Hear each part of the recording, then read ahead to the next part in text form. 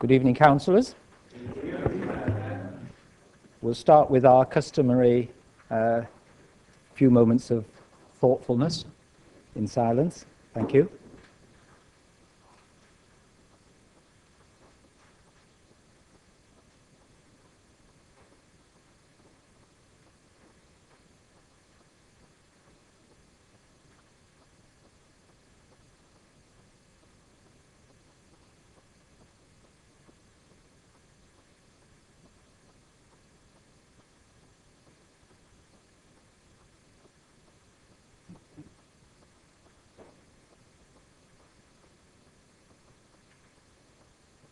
Thank you. Please be seated.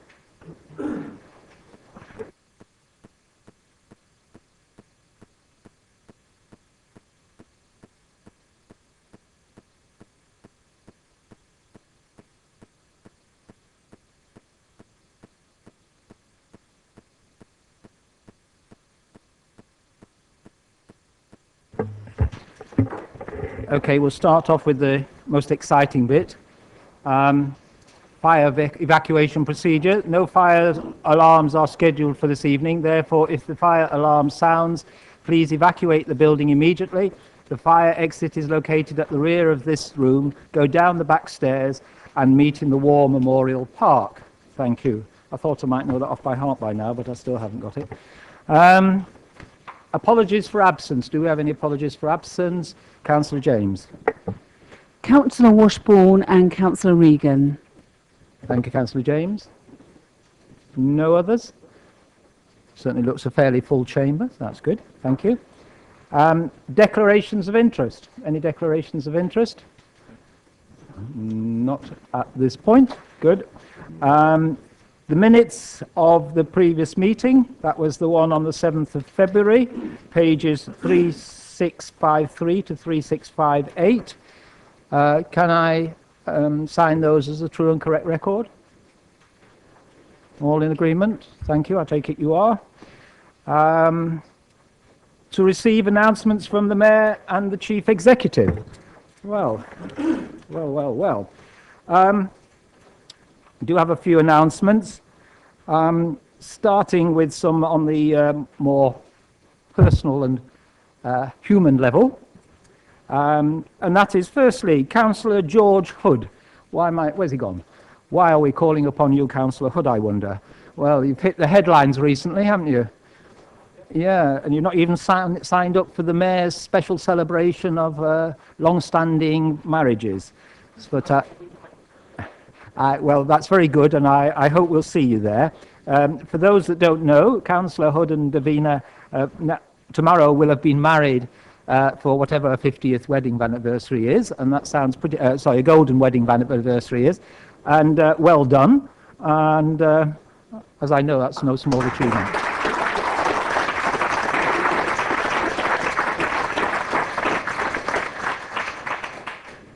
Mr. Mayor, can I thank you and my friends over here for good wishes, and can I put one thing right? I don't have 16 grandchildren, I have only 6. But as long as I enjoy health, I will try to endeavour to put that right. There's one in the way now, actually. I think once it's in print, it sticks with you, Councillor Hood. So you beat me to that. I thought there were one or two interesting little snippets in it about your meeting in Aberdeen, and you were suitably tall. Well, yes, I couldn't argue with that. And also that you remember that your beloved was wearing a red dress. Now, I have to say, as you know, I've said it to you many times, your capacity to remember details of all sorts is almost out of this world. But we'll no doubt hear a few more reminiscences in the days to come, and thank you. I look forward to seeing you at the celebrations. Also, of a slightly different nature, get your hankies out and wipe your tears. Peter Markham, sorry Peter to wake you up, is here in his formal capacity at a council meeting for the last time. I imagine by now most people know that he is retiring. I understand from all sorts of sources that the fact that this is the last time that the canteen, the restaurant, will be catering and producing his favourite cakes is no small coincidence, and that might have influenced him. But what definitely put the nail in the coffin was the fact that the members' bar, which he used to enjoy taking advantage of now, has become a mere tea and coffee servery. And oh, that can all change, can it? Well, life is getting really bad now, isn't it? So he's deserting the sinking ship there, and I'm sure many, like myself, and let me say this quite emphatically, as a member of no particular political persuasion, but certainly not a member of his tribe, he did very thoughtfully assist on several occasions when I needed extra bits of information or maps or other things. If I've ever asked Peter for a little sort of non-partisan assistance, it has always been there in a very friendly and helpful fashion. So from me, it's best you don't know everything, I think. But from me, and I suspect from others, a big thank you for your helpful and friendly nature, and I think you will leave a gap that will be hard to fill.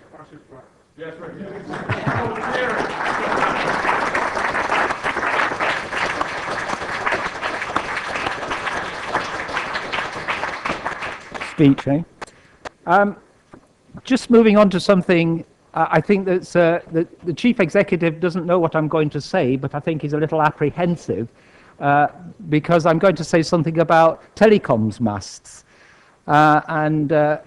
Most colleagues will know that telephone masts can be a challenging topic, particularly when they're sited in places that not everybody's happy with. And the net outcome is that sometimes we can't all agree, i.e. the applicants and members can't agree with the suitability of different sites. Now, when we've disagreed and the companies concerned have chosen to challenge us, obviously we haven't particularly liked it, and on occasions we have lost and we've had to pay costs, and that's pretty painful. But let me tell you, there is a silver lining to this cloud, because a certain sum has been built up with challenges from Vodafone and Telefonica, where we have turned them down, and they've been awarded costs, and they have received their costs and wondered what to do with them, and have directed their ill-gotten gains or other gains or otherwise to the Mayor's charity. So I'm very grateful for all the masts that you have wrongly turned down, and keep it up. On another area, you've definitely got me on that one. Yeah. And on another area of some pain of a different type, I am just going to, for the last time, try and rally some enthusiasm for the mayoral dinner dance, which is taking place on the 13th. Is Debbie here? No, she isn't there, but she's quite uncomfortable. The truth is, it is not well signed up for yet and is in some jeopardy. So if I don't get a flood of applications, or Debbie doesn't, over the next couple of days, we will have to withdraw from it, which is a shame. We've had them for many years. The attendance has been declining, but unless there's a bigger flood of applications in the next couple of days, really, the thing isn't going to go ahead, which would be a tremendous shame, not least because it earns money. But also, if it doesn't go ahead, it obviously is going to cost us a bit, and that is a bit of a shame. So I do urge you, if you can find the time and the inclination to sign up for that particular event. And with that, I think I've said enough, apart from just reminding you to say hello to Reg as you leave the council buildings tonight. You'll recall that I promised last time that Reg would be arriving. I hope most people can agree with me that he's great. He looks smart, and he's ever so clever in view of how he was constructed. His main is shopping bags cut up and so on, all sorts of little touches like that. And I'm very pleased that we've got him there. He will be going to the Mayor's Art and Crafts Fair at the Chinham, at the Centre Court Hotel in Chinham. He'll be on display there as well, along with lots of other craft and art. So if you've got nothing better to do over the Easter weekend, pop along there. Free entry, fantastic prizes on the raffle, i.e. original works of art. And with that, I pass over to the Chief Executive, who has none. Right, thank you. Public participation, again, I believe there is none. Resignations and appointments. Do we have any resignations? We'll take these. Yes, Councillor James. Yes, Development Control Committee, we're removing Councillor Hussey and replacing him with Councillor Dunlop. Okay.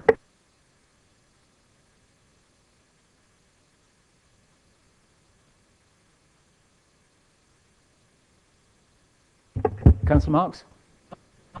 Mr Mayor, on 7.2 this is, if there's any other 7.1s, right, 7.2?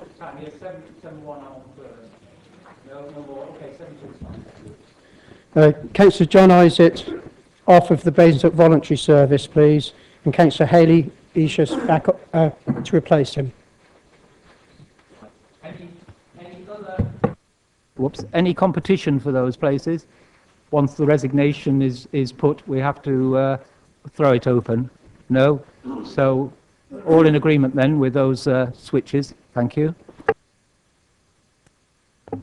Petition.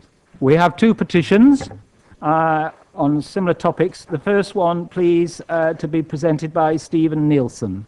Would Ms. Nielsen come forward? If you wish to say a few introductory words, there's a microphone for you there. Thank you, Mr. Nielsen.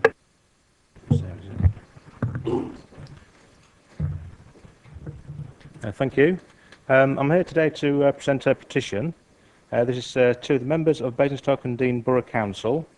We urge you to reject the new proposal to plan for 550 homes to be built in Whitchurch over 15 years, and instead to keep the policy for allowing an average of 25 new homes each year, which is enough for local needs, also known as the Zero Net Migration Plus.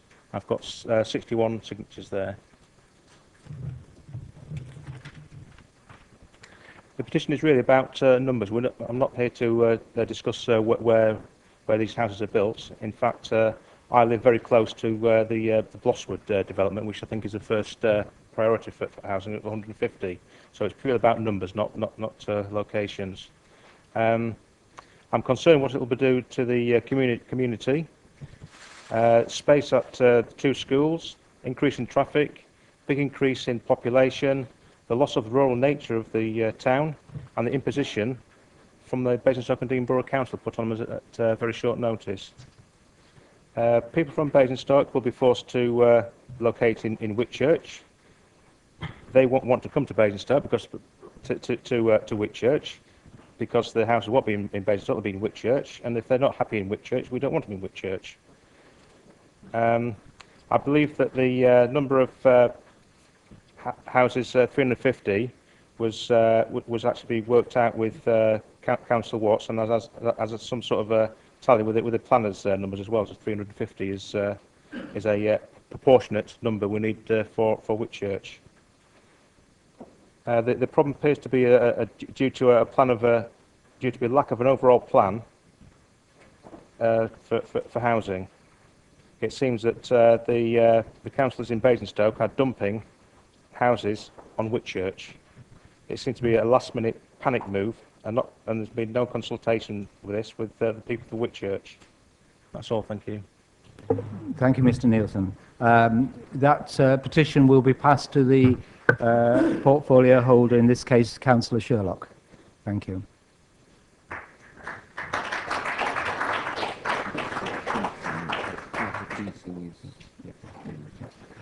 Councillor Keating.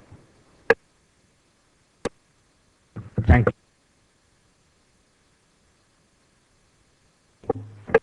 Sorry, I just want to make sure that the record does show that this council is not a sinking ship, and the record should show that. Thank you. Thank you, Councillor Keating. It was just, I think, on the terms of the bar facilities that was the reference, but thank you. Now, Councillor Watts, on behalf of Mrs. Julie Peters. Councillor Keith Watts, I should say. Yes, thank you, Mr. Mayor. Mrs. Peters spoke at the Cabinet meeting, so I don't need to enlarge on what she said because the Cabinet member heard her there, and she will, I think, be joining us at the call-in next week. So I'd just like to hand this over formally. But since extemporary additions are permitted, can I say When I saw this Brief plan, ones, I have to emphasise. We're more generous with the public than we are with the likes of yourself, Councillor Watson. I was referring, of course, to Councillor Keating. When I saw the amendment to this decision notice, I assumed that Mr. Markham had become the head of planning and transport. That's too subtle. I'll need an explanation later, but thank you. I'm told I should say what the petition is. It's against the Yes. imposition of 200 additional houses on Whitchurch. Thank you, Councillor Watts. And again, that obviously will go to Councillor Sherlock. Okay, next agenda item, reports to Council. That takes us to Members' Allowances Scheme.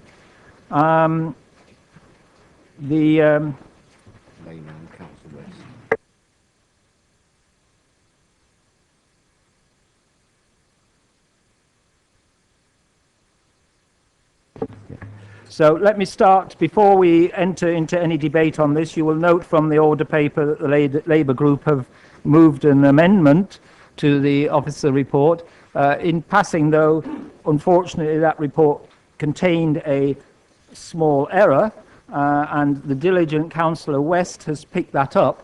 And though it is at the moment unclear, and it will be explained to you, Councillor West, in due course, where the error occurred, the error has been acknowledged and been corrected. So everybody should have a supplementary sheet in front of them which shows the correct figures. I think they were previously out by about 2,000 and should now be correct. The motion is in the agenda and doesn't need to be moved. We just need to have a mover for the amendment, which we will now take, and it looks like Councillor Harvey is going to do that. Thank you, Mr. Mayor. The Labour amendment, colleagues, is very simple and very direct. What we're suggesting is that we should not increase the allowances for the next 3 years. While people are seeing their pay frozen or their benefits capped, we should not be taking more in allowances ourselves. The problem with the existing proposal is that the allowances budget is unfortunately increasing beyond the budget that has been allocated. Officers say that the current year's allowance bill has already reached £569,000, which is £7,000 greater than next year's budget proposed. And that's without the last couple of weeks of mileage claimage that might well be added to that existing figure. Clearly, next year's budget is going to be insufficient to cover the cost of allowances, especially if Council does not agree with the Labour amendment not to increase them. As simple as that. Members, we think no increase is justified. We think it sends out the right message to our residents to do that. And at the end of the day, we go back to that lovely line, we should all be in this together. It's our contribution, I think, to that. And just to say, in terms of it being for 3 years, there are many things that we do in this council for 3 years. We set a housing strategy for 3 years. We set the council plan for 3 years. We do a waste contract that lasts for 7 years. And we do a medium-term financial strategy that lasts for 3 years. We do many things in this council that last for that period of time. It is not unreasonable that we do this and send that clear message to our residents that we are on their side and we understand the importance of this issue. So move the amendment. Thank you, Councillor Harvey. Do we have a seconder? You do, Mr. Mayor. If I may, I'll formally second the amendment. And can I just add a couple of things very briefly? I don't believe there should be an extended debate. I hope there'll be common ground between all of us in the chamber this evening. To put it on record, this isn't some hair shirt gesture from the Labour group to get a headline, but a genuine recognition, I think, of the, well, it's typical of the cynicism, isn't it, extended on the other side, but it isn't. It's an indication of genuine recognition on our part of the period of austerity and cutbacks we're being faced with, and are certainly being faced with by our residents. Perhaps I could put it on record. I make it clear that I support allowances for councillors, and I see them as a part compensation for the expenses councillors have when doing their work. And if I look around the council chamber, I think there's an obvious need for this council to have a more diverse representation than it's currently got from all groups in our local community. And the payment of allowances has a part to play in that, so that no individual suffers any disadvantage. But at this time, as Councillor Harvey has said, no increase in the current level can be justified, and nor should any of us argue that it can be.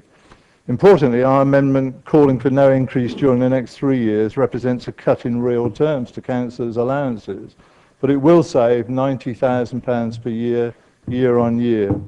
This money can be better used elsewhere, and there will be opportunities later in our agenda this evening for decisions to be made around that type of thing. Thank you, Mr. Mayor. Thanks, Councillor Potter. Councillor Gavin James. Thank you, Mr. Mayor. I remember a year ago the Labour Party moving a similar amendment where they weren't trying to get headlines, which involved the council paying more money to councillors than it did under without their amendment. So clearly, I have to be very wary of any of their amendments. Mr. Mayor, I agree with much of what's been said. Certainly, I think a freeze is appropriate for this year. There is some inconsistency. When the coalition caps the increase of benefits at 1% for 3 years, that was all apparently wrong. Civil servant pay has been capped at 1% increase as well, and apparently that's terrible according to the Unison rep who spoke to me today and who donates lots of money to them. And councillors are treated differently by the Labour group. Some councillors are civil servants, others may be on benefits. So whilst I agree with a freeze this year, this chamber needs to become more representative, as Councillor Potter has said, and achieving that will not be awarded by some how low will you go bidding war. It is right tonight that we reject the pay increase advised by the independent review body, but instead accept that some arrangement after that, and beyond this year, we should be subject to the same indexation as the other staff within the council, because that's what we are, council staff serving the public. So tonight, I would support a freeze, but I don't think we should be committing that to 3 years. I'm not saying we shouldn't be frozen for 3 years, because that may happen, but I think we should review it every year, just as we review everyone else's pay every year, to make sure that this chamber continues to become diverse and we don't devalue the work we undertake.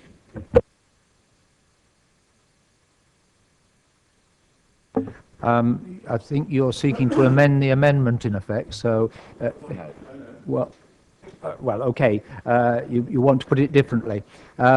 So we will have to come to that separately. At the moment, we're taking the amendment that has been tabled by the Labour Party very helpfully. Thank you. Councillor Raphael, please. Mr. Mayor, I don't have a problem, like quite rightly Councillor James has said, that we should debate this on a yearly basis and form whatever view that we should take. I think it's wrong that we should try and set out what we should do for 3 years. But it's quite interesting. I used to be quite good at maths, and I think I failed recently. But my calculation is we're in 2013, and 3 years' time is 2016, which is after the next general election. So what does that mean? Does that mean the Labour Party are saying that whatever the result of the next general election, austerity will continue? Are they saying that they are adopting the economic policies of the coalition, and there will be no extra money for local government that would stop the austerity that we're having to endure? Or are they saying they know that the economic position they left the country in is far worse than they're admitting, and it's going to carry on for at least another 3 years? Or are they even saying that either the Conservatives or the coalition will continue after the next general election and the existing policies will have to continue? Well, it's a 3-year motion you put forward. You may want to change that and go back to just considering 1 year at a time. Thank you, Councillor Raphael. Councillor Saunders. Thank you, Mr. Mayor. Unlike the Labour group, we don't have a group position on this. We don't believe that having a group position on matters which affect individual members is the appropriate thing to do, and therefore all of our members will be voting as they think fit on this. I would have had more sympathy with the view that this is not being raised for party political reasons because there happens to be an election underway shortly, if Labour hadn't rushed into the press to say how they were going to be saving so much money as a result of this. If Labour really were serious about saving a lot of money, then they would have supported my call to reduce the number of councillors and to move to 4-yearly elections. We would have saved hundreds of thousands of pounds, not just tens of thousands of pounds, by doing it. But they didn't. Personally, I think that councillors should have absolutely nothing to do with setting their allowances. That should be for those who actually employ us, our residents, to decide, not for us. If any member feels that what the residents do decide is too much, they're always free not to accept the allowance. They can do that now. What we should not do is to interfere, and certainly not interfere to try and score cheap political points. As I'm required to vote on this issue, this time, but hopefully never again, I shall vote to keep things as they are, because I think that's the right way to do things at the moment. But I see no value in this amendment. We don't fix the budget for 3 years, so why is it so important to fix one particular element of it at this particular moment in time? It's illogical, it's unsound, but it is what you get if you try to play politics with this subject. The sooner we make a definitive move to get this whole issue taken out of the political arena, the better it will be. Thank you. Thank you, Councillor Sanders. Councillor Keating. Thank you, Mr. Mayor. Just for the record, the Labour Party, the Labour Group, did not initiate this discussion. It was the issue of the independent report having to come before the Council. Fact. We did set up an independent review group back in the year 2001, and we did it for the purposes of ensuring that we didn't have to decide for ourselves what allowances we get. The end result was each report, which takes one every 3 years, get it?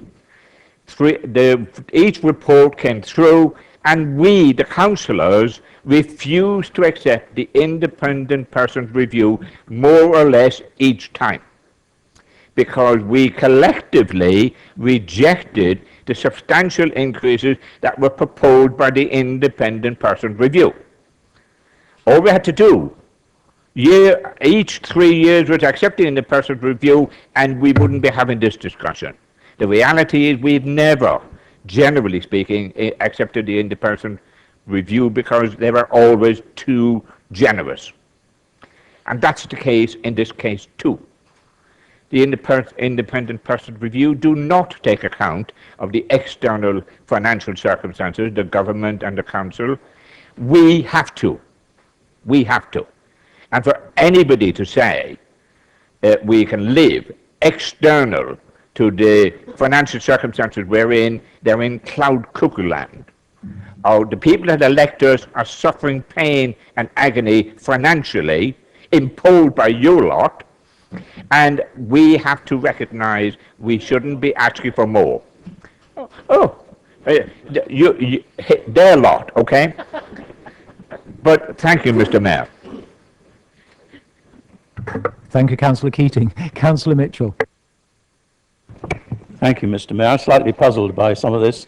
As far as I can see, the report, this is called an amendment. The report doesn't actually recommend a particular answer. In 2.1.1, it says we should determine whether to increase allowances or remain as we are. And I'd agree with those who said I'd be very happy to remain as we are, for all sorts of good reasons. In principle, I'm entirely with Councillor Sanders that we should have this done through some mechanism on which we don't vote. And I would much prefer to see that.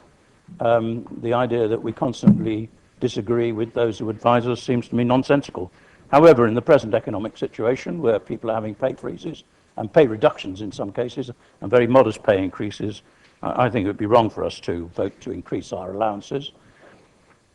So it seems to me that what we've got in front of us is option A or B, which is 2.1.1, and the Labour groups, or the movers of the motion, proposing an option 3. I may have misunderstood this, but that's how it reads to me. And maybe when it comes to the vote, we should say, do you want to vote, do you want option A, increase the allowances, option B, freeze them, or option C, freeze them for 3 years? However, I'm very puzzled by the 3 years because, of course, it's entirely in the gift of the council to meet this time next year and unfreeze them. If we make a thing to freeze them for 3 years this year, it has no effect on next year at all. So, I mean, it seems to me that this is just token gesturing of some sort, predicting the future, saying that the next 3 years are going to be diabolical. No doubt everything will be fixed in year 4 by whoever takes over in this council or in the world or European Union or somebody. And it just seems to me that it's nonsensical to say we're going to fix it for 3 years because this council has no power to stop itself changing it next year. Thank you, Mr. Mayor. I will vote against this and I'll vote, if it's put that way, to freeze the allowances as they are this year. We're not there yet, Councillor Keating. Councillor Harvey has the opportunity to sum up first. Thank you, Mr. Mayor. There's a lot of political air as usual, really. I mean, we can get into the budget debate. You've put the debt up by a third since you took office. All those sorts of issues are there. We could debate the economy. It's got nothing to do with this. This is very simply about us and what we do. And to be honest, this is meaningful from our side of the chamber, from what we want to do. We were suggesting, just very simply, that to send a message to those residents out there that we understand, and we do things for 3 years. It's all right when you do it for 3 years, and it's silly when we suggest it. It just, get real in this. I think everybody in the chamber is saying, freeze it. That's fair. Could understand that. The only difference is we've suggested, let's do it for 3 years. Let's send that message out there. Let's make it clear to the residents that we understand and that we appreciate. And the difference is, and this is perhaps the political difficulty that is around the room, the independent panel set something that I don't think any of us particularly agreed with. I don't know. I get that feeling, I get that impression from conversations, because it was so great. That's going to be our job, year on year, or every 3 years, however you do it, to reject the independent panel's opinions until you change the system. That's how it's going to be set up. So either get it to the Constitutional Working Party and get the whole thing changed to change the system, or do something simple and clear and direct now, which the residents will appreciate and understand, and just freeze, make no increase for the next 3 years. Keep it simple. What I propose to do is take the motion, take the amendment as tabled by the Labour Party, but I do let you know now that I am prepared to take a further, if that should fail, that we have a further motion, if it were Councillor James, if he were minded to submit it, along the lines that he declared, but without the 3 years, basically. Mr. Mayor, looking at the recommendation 7.1.2, it says determining whether the allowances should be indexed and increase in line with any staff salary increase or not. And my suggestion was to take this out of the hands of councillors every year, that we simply index ourselves on the current salaries to the staff, and then we don't have to come back and make this decision next year. It's straightforward. So it's more assured, longer term, absolutely fair and right, probably a bit simpler than Labour's amendment, but that's actually in the recommendation. So there's no separate motion required. We've got to vote on that anyway. The reason I was prepared to take your further amendment was because this isn't absolutely clear in terms of where we are now and whether there's any increase this year. Whereas if you have a motion that says we will take no increase this year, then that puts a hard line under it.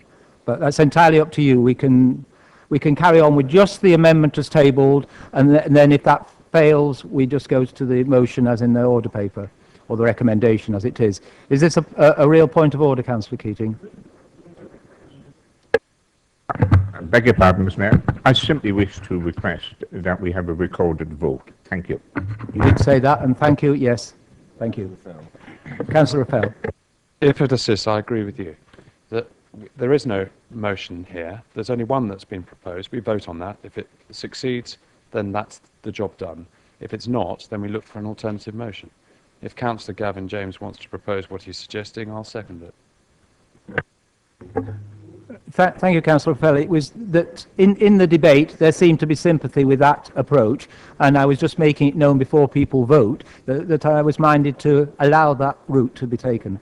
So we're now going to start with a recorded vote on the amendment as submitted by the Labour Party or Councillor Harvey.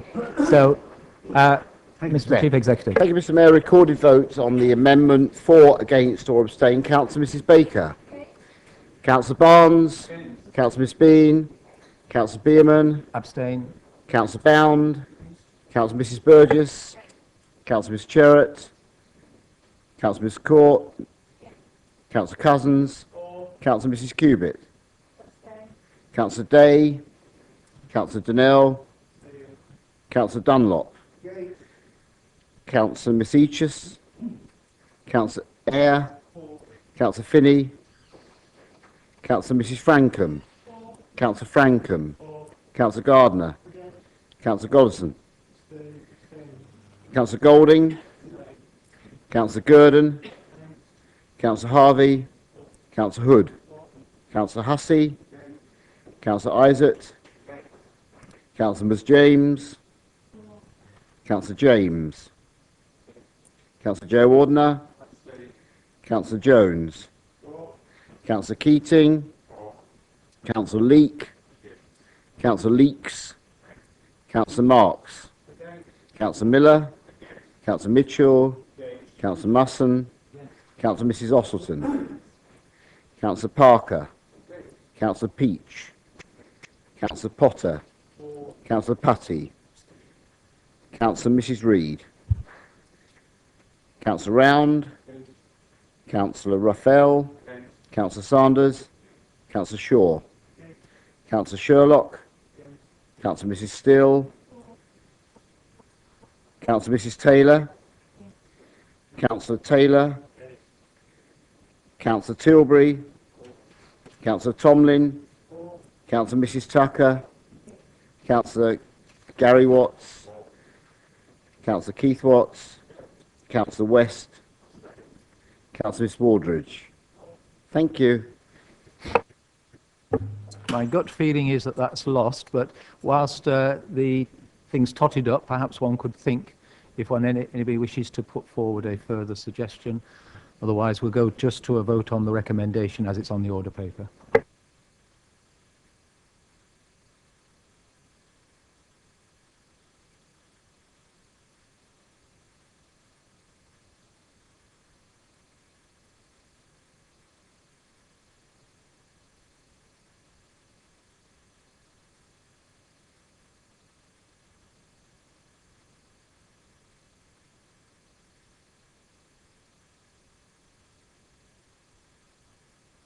Thank you, Mr Mayor.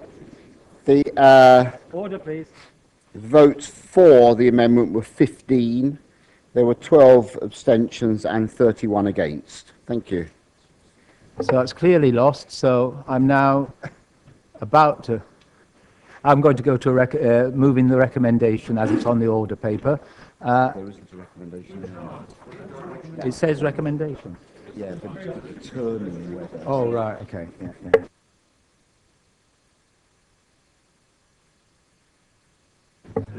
Councillor James. Mr Mayor, if I assist by moving a further amendment that in 7.1.1 this year we freeze councillor allowances, and as per 7.1.2 in terms of determining whether allowance should be index linked and increase in line with any staff increases, I suggest we follow that, and we do in future, rather than vote on it every year, we simply have to come in here and vote whether we want to stick with that system, is that in future years we increase our salary, our payments in line with the indexed staff increase. Mr Mayor, I'm happy to second that motion. I didn't hear the word automatically in the motion. Yes, the word automatically is in there as well. So we don't discuss this ever again, unless we...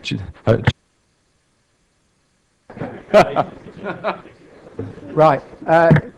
Councillor James's motion was more of a speech, so it's quite long, but we will try and distill that. But that is a motion. People are putting their hands up. I don't know whether that means they wish to speak on that latest amendment. I wish to seek clarification because we talk about this year. Do we mean the year 12-13 or do we mean the year 13-14? So are we suggesting that it be frozen for 13-14 and then is indexed thereafter? Thank you. I think that's a very helpful point. Thank you, Councillor Leek. Thank you.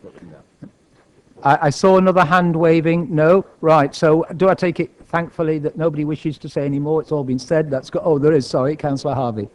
Oh, Mr Mayor, can I just suggest that the two things are quite important. If you're saying, and as I understand it, and I want to clarify this, 7.1.1, that we are freezing, as has been said, no increase for this or the next financial year, that is taken as a vote, and that there is a separate vote on how you choose to do it in the future, in the context of what's been proposed. Those two bullet points are taken separately in two separate votes.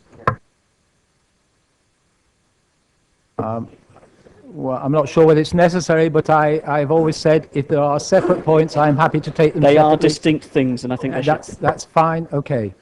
I'm happy. Does Councillor Keating? For the purpose of this evening, Chair, can I ask for a recorded vote on each occasion? Otherwise, I'll be standing here all night. Thank you.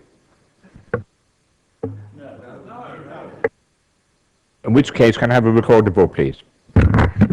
I will accept your recorded request for a recorded vote on the two elements. So the first vote that we're going to have is Freeze member allowance. the Chief Executive will give the words that he has noted down that we are going to vote on first. I don't care what it is, we're having the vote. Mr. Mayor, as I understand it, you're taking the vote in two parts. The first part would be to freeze members' allowances at the current level for the year 2013-14. Okay, is everybody clear? That's what we vote on. Recorded vote. Thank you, Chief Executive. No, we've asked, I'm sorry, there's no way round. We have been asked for a recorded vote. We have to comply. Yes.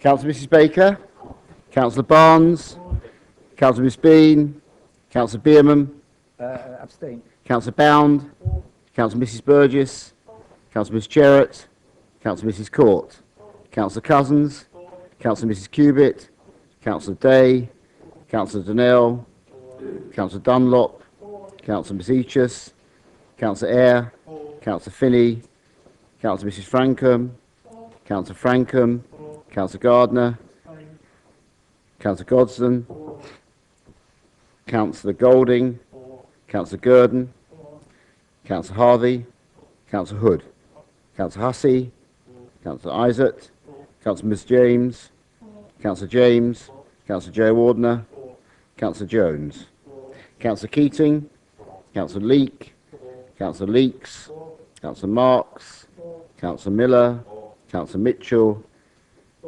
Councillor Musson, Councillor Mrs. Ossleton, Councillor Parker, Councillor Peach, Councillor Potter, Councillor Putty, Councillor Mrs. Reid, Councillor Round, Councillor Raffel, Councillor Sanders, Councillor Shaw, Councillor Sherlock, Councillor Mrs. Steele, Councillor Mrs. Taylor, Councillor Taylor, Councillor Tilbury, Councillor Tomlin, Councillor Mrs. Tucker, Councillor Gary Watts, Councillor Keith Watts, Councillor West, Councillor Mrs. Wardridge.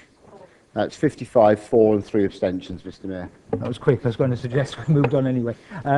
So the second part of the motion, as we now have it, the second half. The second half, I think, Mr. Mayor, in future years, the allowances should be indexed and increased in line with any staff salary increase automatically.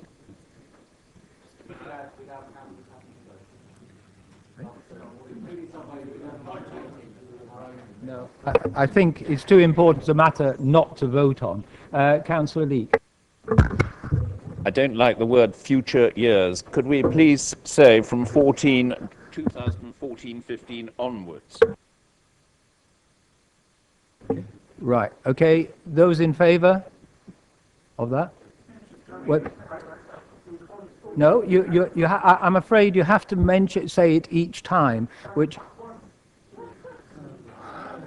Right, I understand, okay, you've asked it for it, we shall have a recorded vote. I really, Councillor Keating, I understand why you might wish to, but I mean, if we're going to have a recorded vote every time, we either move to electronic voting, which not everybody has been happy with historically, or we try and constrain ourselves a little and notify other means, because really, we're not going to make progress if we record every vote.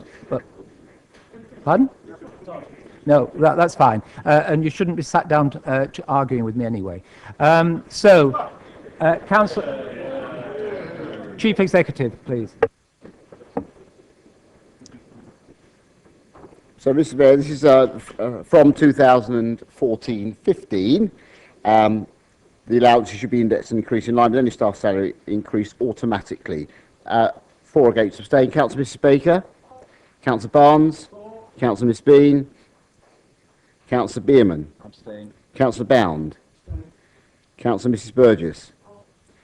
Councillor Miss Jarrett. Councillor Mrs. Court. Councillor Cousins. Councillor Mrs. Cubitt.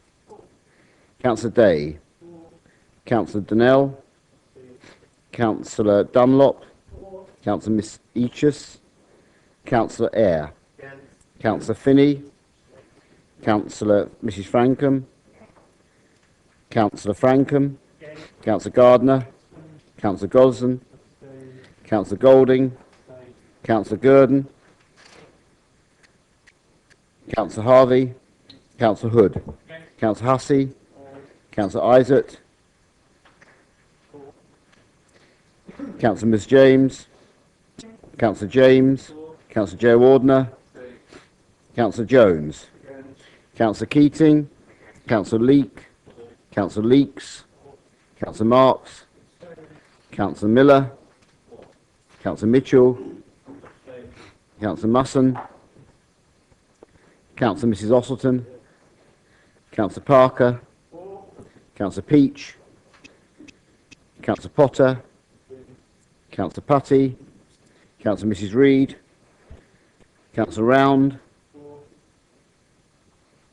Councillor Raffel, Councillor Sanders, Councillor Shaw, Councillor Sherlock, Councillor Mrs Still, Councillor Mrs Taylor, Councillor Taylor, Councillor Tilbury, Councillor Tomlin, Councillor Mrs Tucker, Councillor Watts, Gary Watts, Councillor Keith Watts, Councillor West, Councillor Mrs Wardridge. Thank you.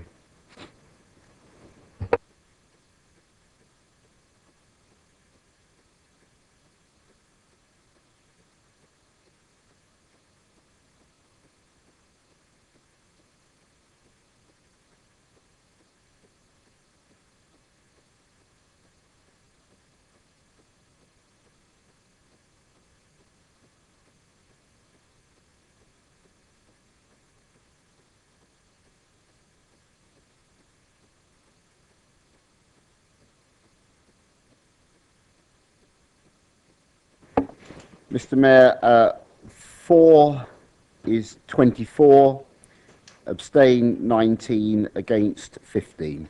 So that's carried. Thank you, councillors.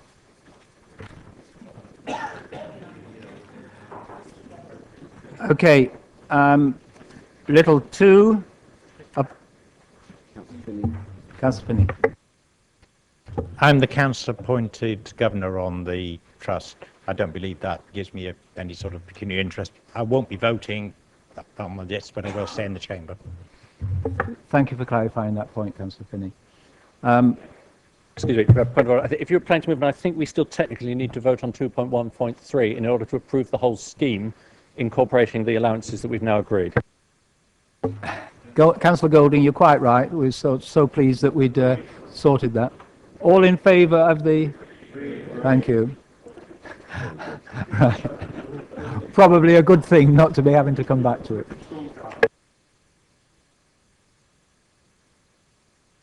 Okay.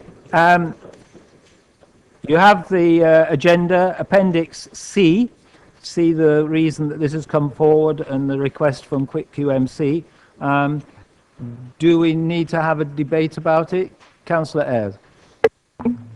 Thank you, Mr. Mayor. I just wanted to make a few points about this, if I may. I'm aware of the very good work that's carried out by Queen Mary's College Foundation through my previous life. They do a fantastic job to help young people to pursue their education by way of grants. I fully understand why the foundation would wish to bring diverse skills combined with experience and knowledge of the education system and the challenges faced by young people today. It's absolutely critical, in my view, that any trustee should have those two categories there. However, I also note that there is no desire by the foundation to exclude council members, future, past or present, from being appointed as trustees. So the way I read this, it's just the method by which a member of the council might become a trustee.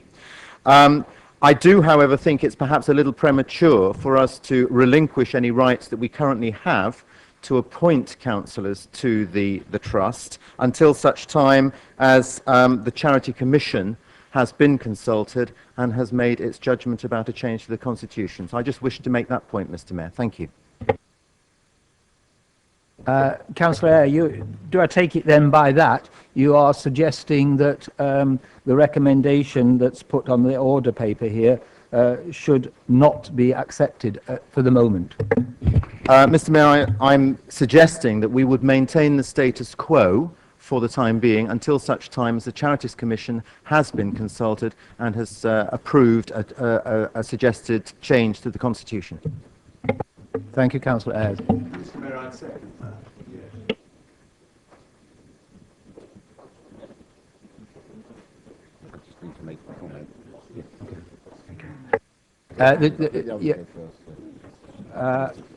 Just a moment, please.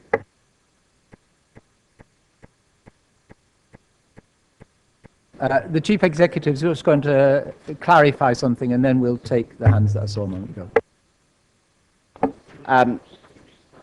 Mr. Mayor, can I say at the outset that I fully understand the rationale that Councillor Eyre put forward. The only slight difficulty I see is that, as I understand the Constitution and the way in which the Charity Commission operates, and it's very implicit, if not explicit, in the letter from the Foundation Trust. The Foundation Trust can't put the matter to the Charity Commissioners without the consent of the appointing bodies.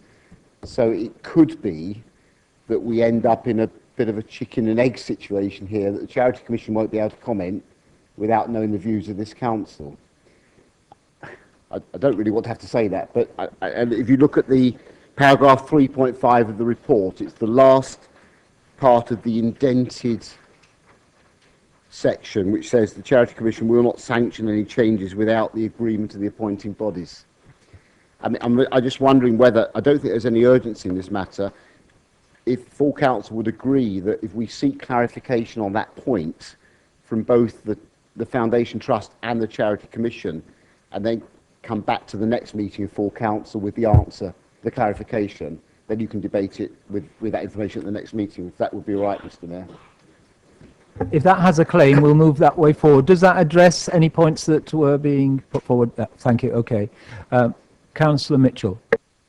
If I understood that, I don't agree, Mr. Mayor. It's very clear here. It says the Charity Commission won't sanction any changes without the agreement of the appointing bodies. We're asked to agree as an appointing body so that the Charity Commission can take a view. I can see no point in us deferring it, because all that's going to happen is we're going to be told the same thing again. It's actually in black and white in the report. Yeah, that is a requirement. As I see it, what is being suggested now is an opportunity just to clarify between the parties what their expectations are and their way forward. And it's just a question of having a little more time, but that at the end of the day, that this process has to be followed is quite clear. It's just being delayed a bit so that the views as expressed by Councillor Eyre and others can be taken into consideration. Councillor Eyre, and then really I'd like to come to a conclusion. Thank you, Mr. Mayor. I would be perfectly happy to suggest that tonight we agree in principle to the Foundation, and we await the judgment then of the Charities Commission. But we maintain our places on the Trust until such time as that judgment is made. We could say something like, we are minded to accept Eden. Yeah.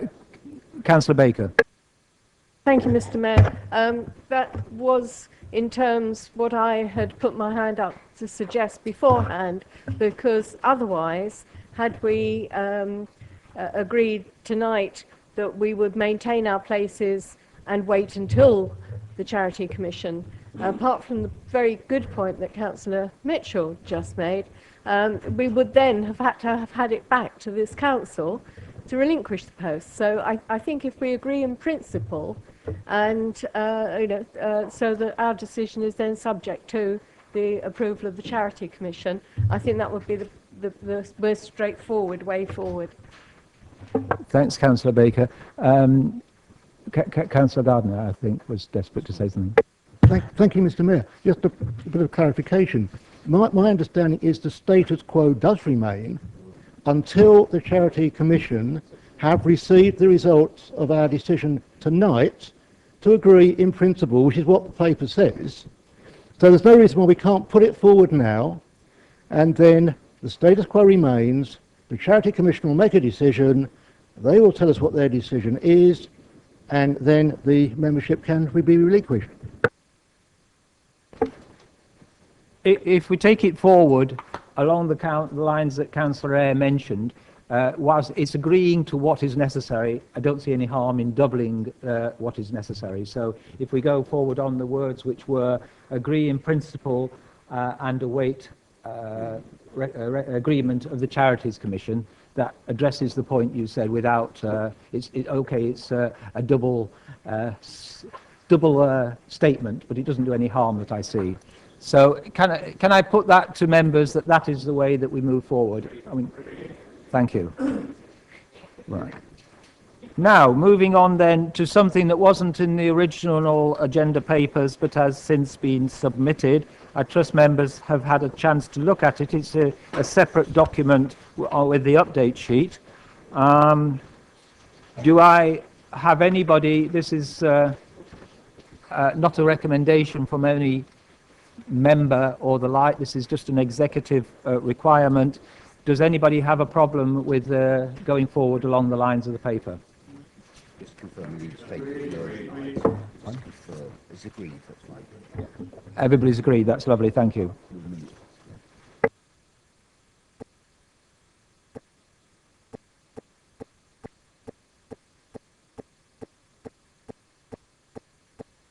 Right, the next one, agenda item 10, Councillor Isaac to put it forward.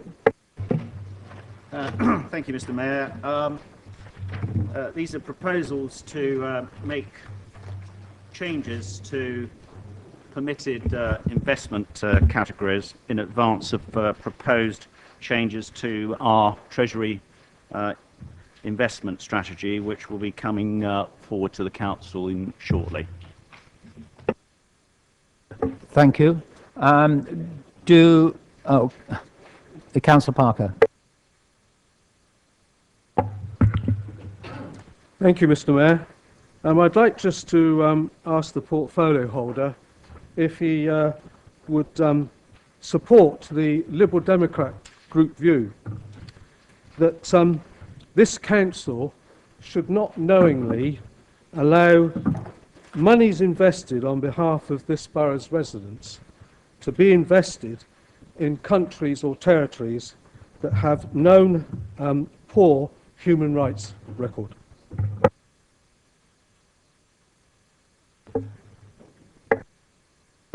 Right, this isn't questions to the portfolio holder, but there is the opportunity to debate, and you have stated it, and obviously the portfolio holder has the opportunity to make comment on it if he wishes, or choose not to. If I may suggest, Councillor Isaac, if you don't mind hanging on, if there are other things that are raised by other members, perhaps you could address them in one hit, if that's all right. You did have your hand up next, but Councillor Keating. Thank you, Chair.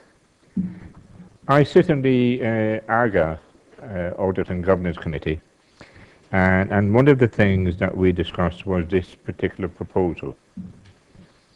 Currently, we're proposing to give 75 million people, so 75 million pounds, to an outside body of people. And when I asked for an indication, a realistic indication of the costs that will be incurred by this council in this outside organisation, investing, changing stocks and shares, changing investments, etc., etc. When I asked for an indication of the costs, the answer I got was nil. I mean, I got no answer. The costs would be a damn sight more than nil. So I got no answer, and on that basis I told the Audit and Governance Committee that I would not vote for the proposal on the basis that we were buying a pig in a poke. Anything we do needs to have some form of analysis on costs before we actually do it. and to give £75 million to an external investment body and not get any indication of cost is, in my view, not acceptable for a public body investing their money. I do not see this as any way comparison with a private investment company doing a private investment deal with outside agents. Thank you. Thank you, Councillor Keating. Councillor Harvey. Thank you, Mr. Mayor. I think in terms of what's been suggested by the Liberal Democrat group, it's something that we share, and I can go back to us being in joint administration, where on a number of fronts we brought forward policies for ethical proposals and ethical policies. I think the difficulty you've got here, and this is one we actually need to think about offline in council chamber and take to an appropriate place, is the actual policy framework, the larger, bigger picture. Because while what's presented is the technical framework that the officers are suggesting, what we're talking about is an ethical framework that needs to overlay that. And I think that's where we need to start to look at this in the bigger picture. You've proposed a set of figures and a set of way of working, and that's a technical matter. And the officers have advised us, at least when we've raised those questions, that the ethical bit is difficult to bring in at that stage. So if we do take this seriously, and we on this side of the chamber do, then it should come back in an appropriate form and an appropriate place to examine the bigger picture and get those investment strategy policies right that then can lead on to the sort of things you're proposing in the recommendation before us this evening. Councillor Harvey, thank you. Councillor Leake. Thank you very much, Mr. Mayor. I supported the proposal to outsource the investment of our money. The costs are, of course, relevant, but what we actually should be looking at is the total return that we get. So it's how much additional interest minus the cost that the investment house can produce for us over and above that which we've achieved investing the money in-house. And I believe that despite what Councillor Keating says, that we'll get a better return when it's managed professionally. The officers have done a fantastic job. I'm not deriding them in any way, but we're moving into a period where you really do have to know what you're doing to make money out of interest and to be able to switch from gilts to index gilts or whatever. And I just don't think we've got that skill in-house. No reflection on the officers. They've done a fantastic job, but I would like to see it outsourced. And frankly, the costs are, as Councillor Keating said, are important, but they're only a part of the equation. It's the total return that we need to be looking at. Thank you. Thank you, Councillor Lee. Councillor Mitchell. Mr. Mayor, to my recollection, the Audit, Governance and Accounts Committees discussed the idea behind this proposition and the detail of the proposition in quite considerable detail on at least 2 occasions, and it may be 3, and they had long presentations from outside specialists, have challenged them, asked lots of questions. The question of costs was discussed. Questions of ethical or other types of investments was raised and, in my view, answered satisfactorily. The idea that members now start asking, can this be discussed in technical detail, is simply saying to ARGA, we don't think you're doing your job properly, ARGA, which I find inappropriate. And I wonder what on earth you go away and do, you know, if you thought you'd asked all the right questions and had the right answers. The council telling you to go away and ask other questions just seems redundant to me. We were given very good reasons why, while I totally agree, and we all agree that we don't want to put the taxpayers' money, not our money, taxpayers' money in the hands of people who abuse their own residents and citizens or anything of that nature. Members will find, if they look into the question, that identifying lists of places where you might put your money, which absolutely excludes that, is almost impossible. And you are effectively saying, we won't go this way, we'll only put it in banks. And if people think banks don't do anything naughty, they haven't been watching in recent times. I do urge members to approve this as it's written. It's been thoroughly researched by ARGA, and all the questions have been asked, and some of the questions can't be answered and won't be answered by having yet more meetings about it. Thank you, Mr. Mayor.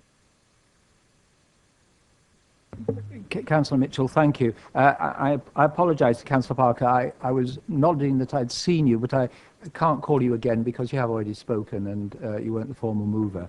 So with that, and I will just say in passing that the Chief Executive has assured me that though in many ways it might have been better if it were part of it, if that's what was wanted, it's not precluded that you do come back and introduce what you've said as time moves on. So it's not completely excluded forever. So with that, we have the recommendation as on page 3,700. Those in favour? And against? Clearly carried, yes. Thank you, members. Right, moving on to notices of motion, agenda item 11. You should all have in front of you yet a further separate sheet headed amended motion from councillors Tilbury and Cubitt.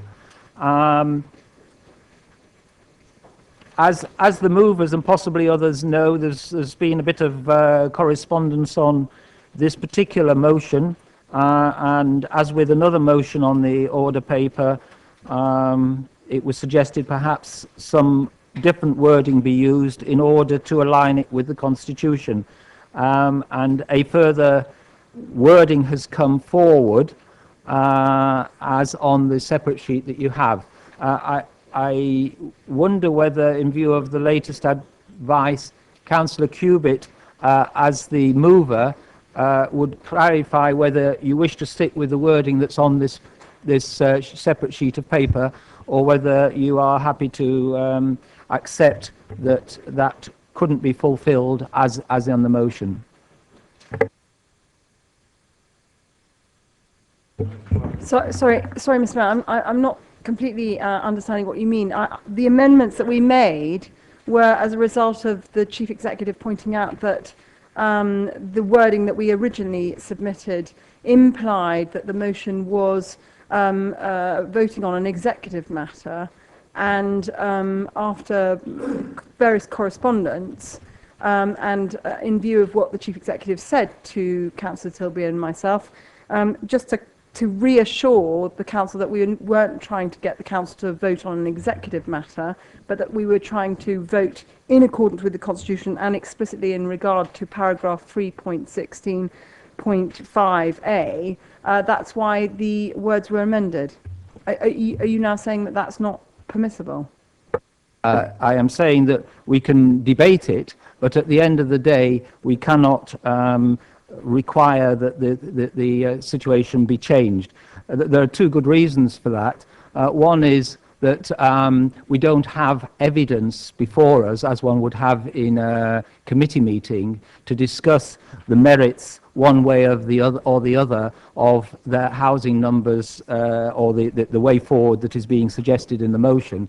And secondly, it would clearly, on the advice of the Chief Executive and further consultation, be unlawful to ignore the Constitution, because if you read further down in the Constitution, it does make it clear, and I will ask the Chief Executive to read the words if you need it. It does make it clear that it's not in the gift of this Council to make a decision on behalf of the Executive at this point. The Executive will, let me finish please, the Executive will have to refer it back to full Council at the end of the process in putting together the draft report. It will come back to full Council. I appreciate your frustration that will be after a long time, and it would be much better to be debating the local plan on the figures that everybody has agreed up front, and you might say that this is back to front, but that is all that our Constitution allows at this stage. Sorry, Mr. Mayor, I'm very confused. Are you now saying that even given that I've taken on board the recommendations of the Chief Executive, that we're still not permitted to debate or vote on this motion? I said emphatically we are able to debate it. The question is what the outcome of the debate is. And But my point is that in the correspondence, it's a bit dull, this probably for everybody, but what it explicitly says, and that's why my amendment took on board what the Chief Executive says, is in 5A what happens is I move it, Councillor Tilbury seconds it, we debate it, we then vote on it. It either gets rejected by the council, and that's totally the prerogative of the council to reject it when it votes, or if there are sufficient councillors, members who vote for it, it then goes back to Cabinet. And I was very explicit in the correspondence that was my understanding. And that's why I amended it, just to reaffirm to the Chief Executive that I had always understood that to be the case, that it goes to the Cabinet. The issue is whether the Cabinet is then mandated, but the Chief Executive will clarify. Mr. Mayor, we're almost, I think we are in agreement. My concern relates to if the motion is agreed this evening, is to how it's minuted. There is no doubt that constitutionally, full council cannot agree this as policy tonight under the part of the constitution that quite rightly Councillor Mrs. Cubitt refers to. The matter is either rejected or referred to Cabinet. It's referred to Cabinet for consideration. Cabinet considers, and then it comes back to full council, and we agree. That's all that I think needs to be clarified. If everyone recognises that if it's accepted, it is minuted as full council refers to Cabinet, ask Cabinet to agree 594, ask Cabinet to accept that form of wording, then we're home and dry. I see some welcome nods, so we're hopefully all on the same page, but Councillor Sanders wishes to say something. A point of order, I presume. It's a point of order. I just wanted to ask, if I may, through you, Mayor, the Chief Executive, if a member of Cabinet were to vote on this evening, when it then comes to Cabinet for consideration, could that be considered as predetermination of that vote?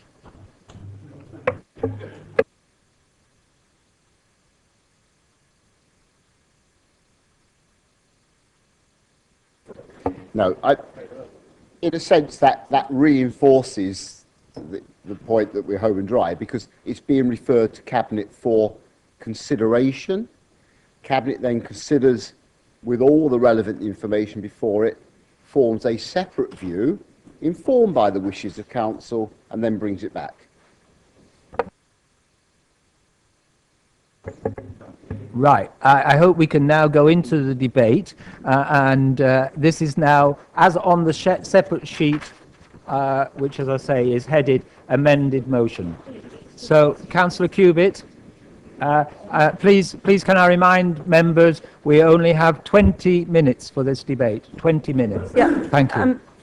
Thank you, Mr. Mayor, and thank you, members. I'm not going to say very much at this juncture, just to say that I'd like to move the motion. The electorate were told by this administration that they'd achieved a reduced number of 594 per annum. We know that there are significant and serious constraints in Basingstoke and Deane on the numbers of houses.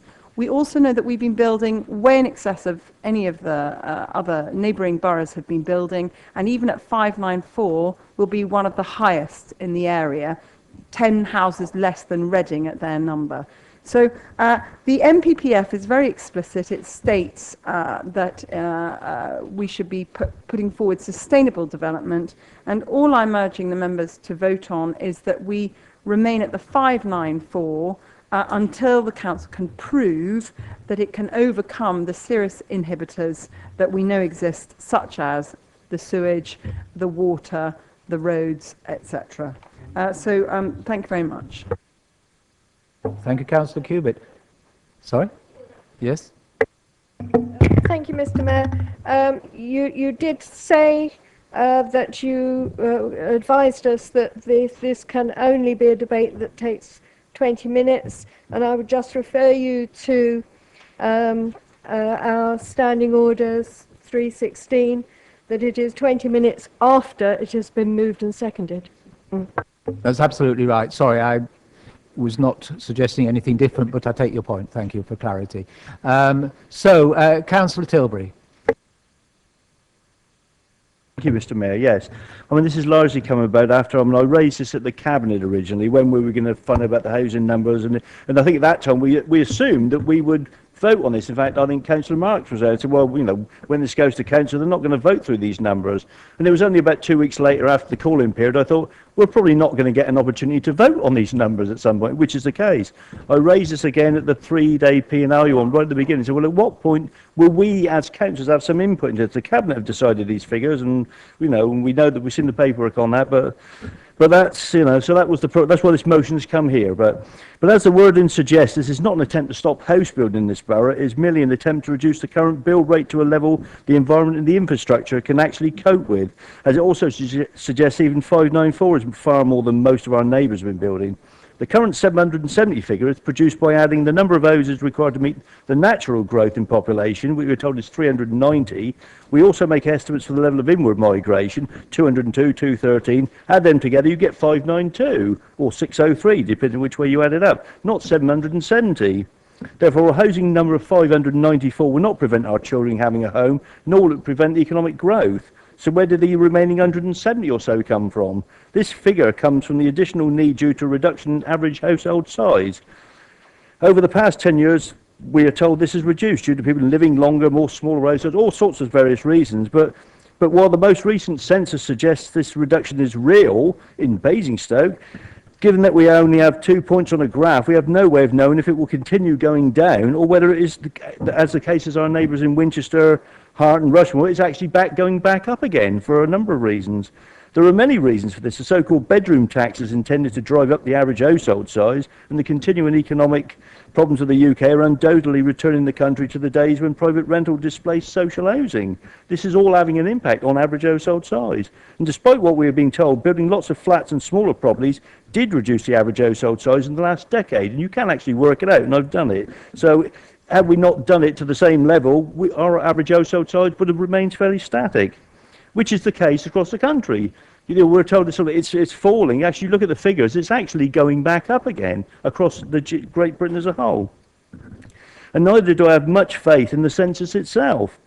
The 2001 census suggests 600 households in Basingstoke and Dean live in a house rented from the council. While this is probably wishful thinking, as we all know, it isn't correct. The problem with asking residents questions is that what you won't always get an accurate answer. They will tell you what they think you want to hear, or in some cases what you don't want to hear. And even if we do build at this rate to allow our children to have access to housing, what guarantees are that they will actually benefit? In my experience, they have inevitably been priced out by wealthy incomers or buy-to-let investors. In Overton, we are already seeing the consequences of the scrapping of the South East Plan, combined with the introduction of an NPPF next month. We've been advised by the developer of Overton Hill that they intend to submit a planning application for 120 houses on Overton Hill in the next few weeks. And yet that was supposed to have been several years into the plan to be phased because of the previous developments we just had. They're citing the lack of a 5-year land supply as justification for this. And it's 770 houses a year. That means sites for 5 times 770, which is 3,850 houses. We currently have 2,940. So I think there's going to be a lot of other places getting unexpected planning applications in the next few weeks. If we continue to use the 594 figure, we require 2,970. This would at least give us a 5-year land supply. It may be that in the light of better statistical evidence and the ability to solve the environmental and infrastructure problems, we have to accept a higher figure. That may be the case. But until that case, why are we making the entire borough a hostage to unreliable statistical data? Thank you. Thank you, Councillor Tilbury. And just to reassure you once again, Councillor Baker, we're starting counting now. The first is Councillor Shaw, please. Definitely in.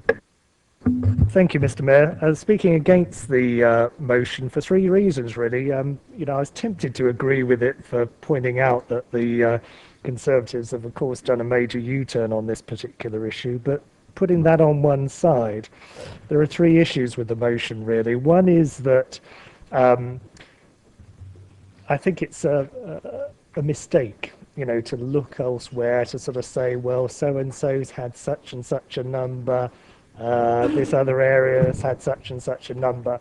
What we have to do in Basingstoke and Dean is make a judgment based on the needs of the borough and what is actually best for the borough, not an arbitrary view at our neighbours and the numbers there. So that's the first point.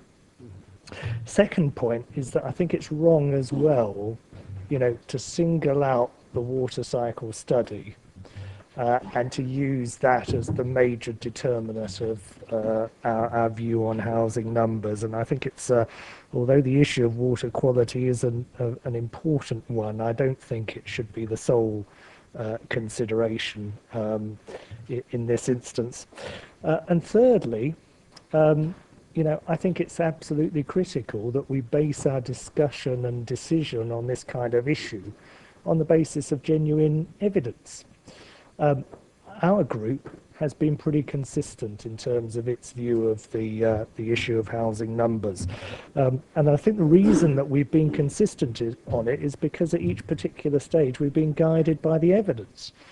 There's some emerging evidence to come. Those of us that were on Planning and Infrastructure Committee the other day heard a very persuasive, well-reasoned and detailed report from the Council's critical friend advisors on this very issue of housing numbers that raised some important considerations in terms of what we want to achieve in terms of economic prosperity, what the implications are of different housing numbers for the future of the borough, the impact of the ageing population on house size, and also on the borough's needs in terms of staff to generate future prosperity for business.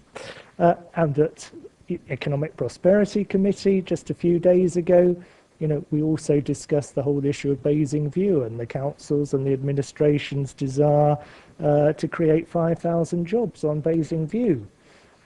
And that also is an important consideration in terms of thinking about, where those 5,000 people are going to live, and critically, whether they are going to live close enough to that development to not put an undue strain on our road system, or whether if we choose too low a housing number, they may be clogging up the major road junctions and arteries into the borough.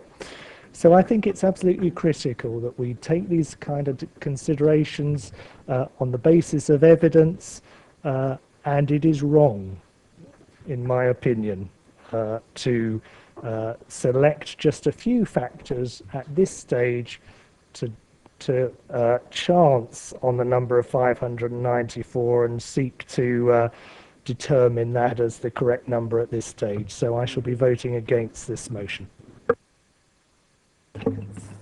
Thank you, Councillor Shaw. Councillor Gavin James. Thank you, Mr. Mayor. Be no surprise that I'm also speaking against the motion. We've pored over the evidence for some length on the housing numbers, and all the evidence points to 730 or slightly more. You can even include in that our ambition that 40% of homes will be affordable. We'll build 300 a year, which gives us 750. We have been consistent and accepted the numbers being right, and have heard nothing to suggest in this motion that a lower number will deliver the homes the borough needs. Remember, the Conservatives, including the motion mover at the time, voted for a vision for growth back in 2009, and this is the consequences of growth in many respects. We've seen some appalling politic in numbers from particularly Conservatives, suggesting numbers that threaten the prosperity of this borough, whilst other parties say nothing at all. Following this motion would result in a worsening housing crisis, which will impact on the confidence of the businesses looking to come to Basingstoke and Deane and those already here, but also human impacts on house prices, which will push young families from the borough. Our key workers will be priced out. Our ageing population will be left unsupported, no longer balanced by the number of working age people. The diversity of our shops will contract. With staff shortages, businesses will go. We are rightly proud of Festival Place, the Malls, and mid-place business parks such as Basing View. This motion threatens all of those. We're lucky to have the finances to invest and create a prosperous borough. That too is under threat if we don't build sufficient homes. In terms of the river, which I will mention, I know it's not the only reason, the pollutions and problems that the river often suffers from is not so much to do with people, but the behaviour of those people. We cannot do anything about the ageing population. People are living longer, we need more homes. We can't control that, we can do nothing about it. Well, there's a lot we can do to make sure that the more of us have less impact on the River Loddon. Few of us have dual flush toilets. I'm not aware of anyone who has a dry toilet where you put the sawdust in and then everything goes and feeds your plants, which apparently is very successful and used throughout the world in more modern places than Britain. And there are so many, we're not doing grey water collection, none of our business parks are particularly green. There's so much more we could do, we're not doing. We've not even scratched the surface of things we could do to address the phosphorus levels and other pollution in the River Loddon. I think we should be looking at that rather than pricing everyone out of the borough and killing off the borough's prosperity. Thank you, Councillor James. I can't invite you to come and look at my dry toilet, but you can certainly look at my rainwater tank, which is well overflowing at the moment. Now I lost the thread, sorry. Councillor Watts, Keith Watts. Thank you, Chairman. In this, sorry, in this long 5 years, I think, so far, progress on this LDF, starting with the SLA, I have made some new friends, many of them living east of Basingstoke, because we have consistently opposed unsuitable sites wherever they are and whoever represents them. Similarly, we have worked quite hard on a bottom-up approach to planning, which the people now in the administration used to talk about a lot when there was a Labour government. And I'm afraid now we in Whitchurch, at least, are very much being affected by top-down planning, or what you yourself called being dumped upon, Mr. Mayor. Now, one of my new friends said to me after the Cabinet meeting, when the Cabinet agreed to dump an extra 200 houses in Whitchurch for no good reason, you'll just have to join us in opposing the number and standing for the 594. Now, this is the answer to Whitchurch's problems. To avoid the administration giving us too many houses, we campaign for the borough to have too few. Well, I can't do that. I've consistently argued for a bottom-up approach. Remember where this 594 came from? It was calculated by a method that's unique, not used anywhere else, because the well-recognized formula for zero net migration, sorry, I lost the phrase for a moment, would result in 722. Now, at the key meeting, when I spoke in support of bottom-up planning, determining the needs, the master of the non-sequitur, Councillor Donnell, accused me of advocating 722. But what I was saying then was we need the officers to tell us what is the number, including in the early stages enough to reduce the housing needs register, because there's a danger we're going to have a plan for 15 years so that in 15 years there's as many overcrowded houses and unsuitable accommodation in Basingstoke-Dean as there is now, and I can't support that either. So for that primary reason, that we need a bottom-up calculation of what the borough needs, and we are expected to swallow our own smoke. It's not acceptable in this island for one council to say we're only going to provide enough for those who are already here, and like North Korea will have put barriers to stop people coming in or out. If we produce some people who are going to live in Cambridge, we need to accept that perhaps some people from Cambridge will come to live here. Secondly, I don't believe that the logic behind this 594 is defensible, and the movers haven't attempted to really defend that number. They've merely said let's stick to it. And finally, the River Loddon. The water study cycle is very serious, very severe, and that shouldn't be treated as a forward planning issue. Something should be done about the River Loddon anyway. I mean, there's a very good argument that because these additional houses won't put us over the next barrier in the European directive, then we don't need to worry about it. But we should be worried about the fact that we're above the one below. And we should be pressing the Environment Agency and the Water Authority to do something about that. Now, I've offered my own low-tech solution in the past, which is a trunk sewer to the Thames. But let's not mix these two things up. There's a severe problem with the River Loddon, and there is a need for housing in Basingstoke-Dean, and I can't support a reduction in that target. Thank you, Councillor Watts. Councillor Still. Still's last stand. Thank you. Thank you, Mr. Mayor. In a draft decision notice on October the 17th, 2011, the Cabinet confirmed a future housing requirement of 594 dwellings. In May 2012 borough elections, I stood once again as the borough candidate for the Chinham ward. In my election material, I promised my residents that I would not only support this figure, but would seek, if at all possible, to see that it be reduced. I am well aware of the concerns that my residents have, that we already have an infrastructure deficit in our area, and that further overdevelopment will impact adversely on their quality of life. In the light of these facts, the only honourable course of action available to me is to support this motion, and I do so willingly. Thank you. Thank you, Councillor Still. Councillor Baker. Thank you, Mr. Mayor. I just wanted to make a couple of comments about this motion and to explain to Council why I feel that I can't support it for one perhaps strategic reason and another which I would agree to accept to be called tactical.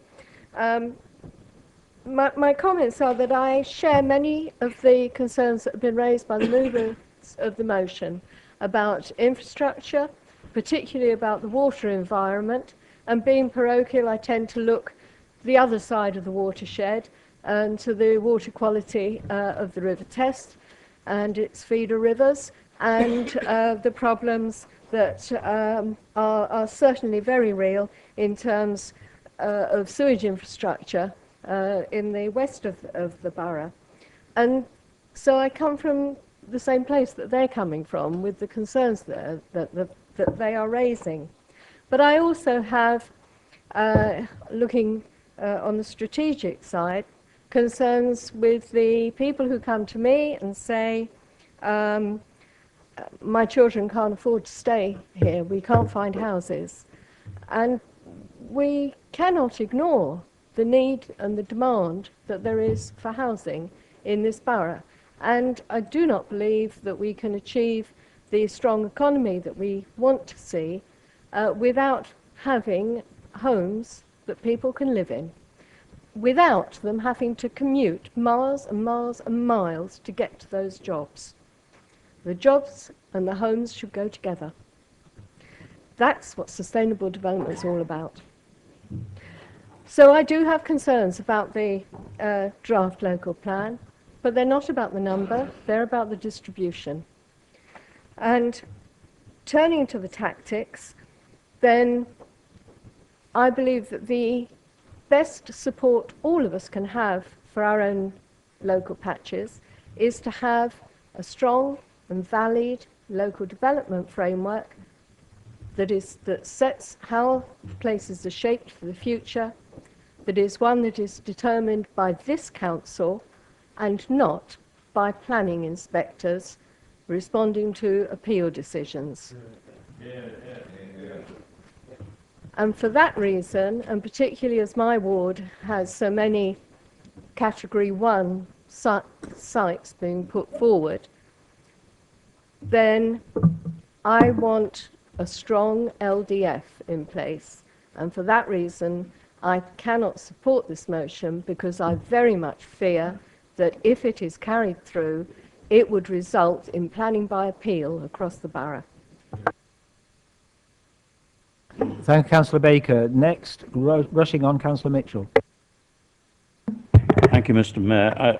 I shall vote against this motion, but for rather different reasons from some of the ones that have been advanced. Firstly, just to be clear, I'm not in favour of 700 and something, nearly 800. I think it is almost certainly too high for this borough. I'm not against the 500 and something, which was the other number quoted in the motion. Maybe too high, maybe too low. The jury is currently out on that, as far as I'm aware. What is absolutely essential, I agree with the last speaker, is A, that we get a number that we believe is really well founded and takes into account all of the constraints and many others mentioned by the movers of the motion, and takes into account the real need for housing in this borough, as mentioned by others. But in particular, I agree with the last speaker, it's essential that we have a number which is fully defensible at inquiry. And I don't think we have a number. In fact, the P&I committee meeting recently was given a whole lot of stuff by expert outside consultants. We patronised them a bit once or twice, but they gave us some really good ammunition, and the committee, I think, unanimously asked the portfolio holder to carry forward all their recommendations, which I hope he's actively doing. I'd be annoyed with him, and I'll have a word with him in the pub afterwards if he isn't. And that's aimed at getting a number we can all support at appeal, at inquiry. I'm even more concerned that we get on with the job and get this pinned down and move forward with the local plan, because I'm deeply concerned about all those residents who are going to be hit by yet more out of the blue planning applications. There are some down, we know that are coming down the pipe. We know we're going into appeal on one we've turned down, which we think we turned down for perfectly good reasons. What came out of that expert outside advice, which is very useful to us, but not good news, is what appears to be bias on the part of the inspectorate in favour of making people build more houses than they should. And that's something that I hope we are all taking up on both sides of this divide with members of Parliament, because the inspectorate should not be doing that. They should be acting in an entirely fair and even basis. I can't support the motion because I think it's a simplistic way. We've pretty well illustrated by the seconder of the motion that this is not a place in which to have a reasonable argument, quoting lots of statistics and lots of issues, because we simply do not have time in 20 minutes for all of that to be surfaced and addressed. It is being surfaced in PI. My understanding is the Cabinet has not adopted a number. It's taken a number as a basis for the current work that officers are doing. And officers wouldn't be able to do any work unless Cabinet had taken a number for them to work to. I believe the Cabinet is looking to change that number. Again, if they're not, I shall have words with as many of them as I can get hold of in the pub after this meeting, assuming it isn't closed. Thank you, Mr. Mayor. Thank you, Councillor Mitchell. Not much laughing time. We need to get on with the next speaker, who's going to be the last, and he's not got much more than 20 seconds, I believe. No chance, I'm afraid. Councillor Sherlock. Thank you, Mr. Mayor. I just wanted to... It might be helpful to know you've got 1 minute 40 seconds. Just a few facts. This motion, I think, is inappropriate and has been overtaken by events. The then administration it proposed housing figures of 594 for the now quashed LDF in 2011, and this current administration reviewed that figure in June 2012, and in view of the changing planning rules with the introduction of the NPPF, realized the figure was no longer sound. In the event, the 594 figure was never tested, and it is conjecture as to whether it would have squeaked through before the NPPF came into being, which has changed planning out of all recognition. There is no way that the figure of 594 is plausible any longer. Under a minute, Councillor Sherlock, sorry. Thank you. I will move on. The authors of this motion have selected a 6-year period to arrive at an average house build, but if you take a more realistic average of 10 years, then a figure of 927 emerges just below the Southeast Regional Plan figure, which demonstrates our bow wave no longer exists. On the item number 3, this statement is not correct. When I was appointed as portfolio holder, I very quickly detected the power of the planning inspectorate, and I publicly announced in June and subsequent months that we were facing a figure of 945. I also, contrary to press conjecture and a press statement issued by Solve, did have a meeting with an inspector to ascertain exactly where we stood regarding numbers, and I was told that the Southeast Regional Plan numbers would be their guiding figure. Councillor Sherlock, you need to wind up, I'm sorry. I have spoken since to 4 ministers and barracked them to change it. Thank you. I'm truly sorry that this debate couldn't proceed, but I'm sorry we have to stick to our rules. Councillor Mrs. Cubitt, to sum up, please. Thank you. Just to say, I think a couple of the members have kind of missed the point.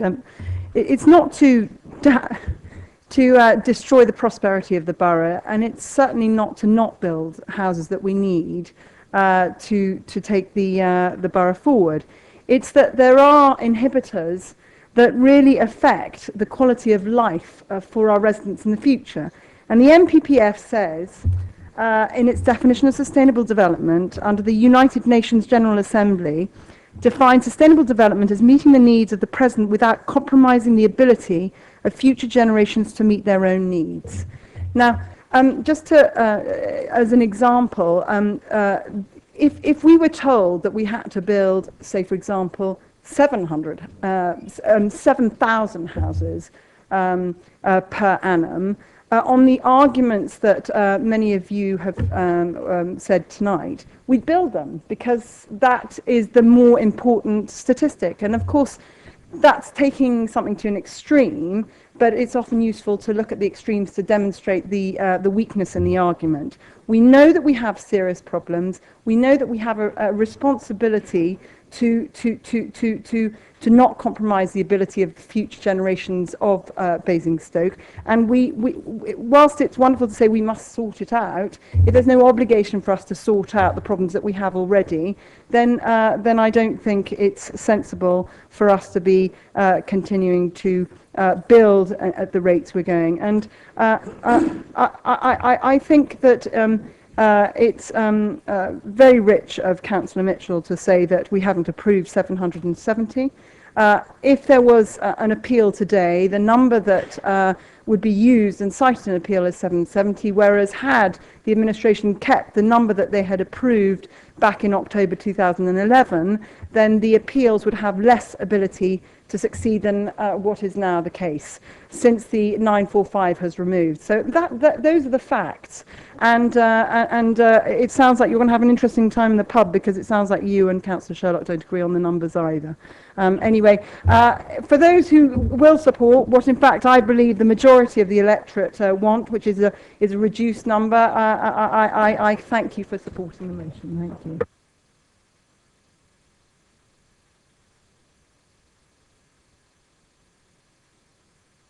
Of course, that's we have to comply with your request.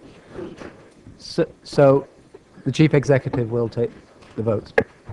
Mr. Mayor, just to confirm what was agreed at the beginning of the meeting, if the can we have some order, please? Can we? Just to confirm what was agreed at the beginning of the meeting, if the motion is agreed, it will be a referral to Cabinet. Thank you, Mr. Mayor. So, 4 against, abstain. Councillor Mrs. Baker. Councillor Barnes. Councillor Miss Bean. Councillor Bierman. Abstain. Councillor Bound. Councillor Mrs. Burgess. Councillor Ms. Cherrett. Councillor Mrs. Court. Councillor Cousins. Councillor Mrs. Cubitt. Councillor Day. Councillor Donnell. Councillor Dunlop. Councillor Misichus. Councillor Eyre. Councillor Finney. Councillor Mrs. Frankham. Councillor Frankham. Councillor Gardner. Councillor Godston. Councillor Golding. Councillor Gurdon. Councillor Harvey. Councillor Hood. Councillor Hussey. Councillor Isaac. Councillor Ms. James. Councillor James. Councillor Joe Wardner. Councillor Jones. Councillor Keating. Councillor Leek. Councillor Leeks. Councillor Marks. Councillor Miller. Councillor Mitchell. Councillor Musson. Councillor Mrs. Ossleton. Councillor Parker. Councillor Peach. Councillor Potter. Councillor Putty. Councillor Mrs. Reid. Councillor Round. Councillor Raffel. Councillor Sanders. Councillor Shaw. Councillor Sherlock. Councillor Mrs. Still. Councillor Mrs. Taylor. Councillor Taylor. Councillor Tilbury. Councillor Tomlin. Councillor Mrs Tucker. Councillor Gary Watts. Councillor Keith Watts. Councillor West. Councillor Mrs Wardridge. Thank you. I think the abstentions have it, don't they?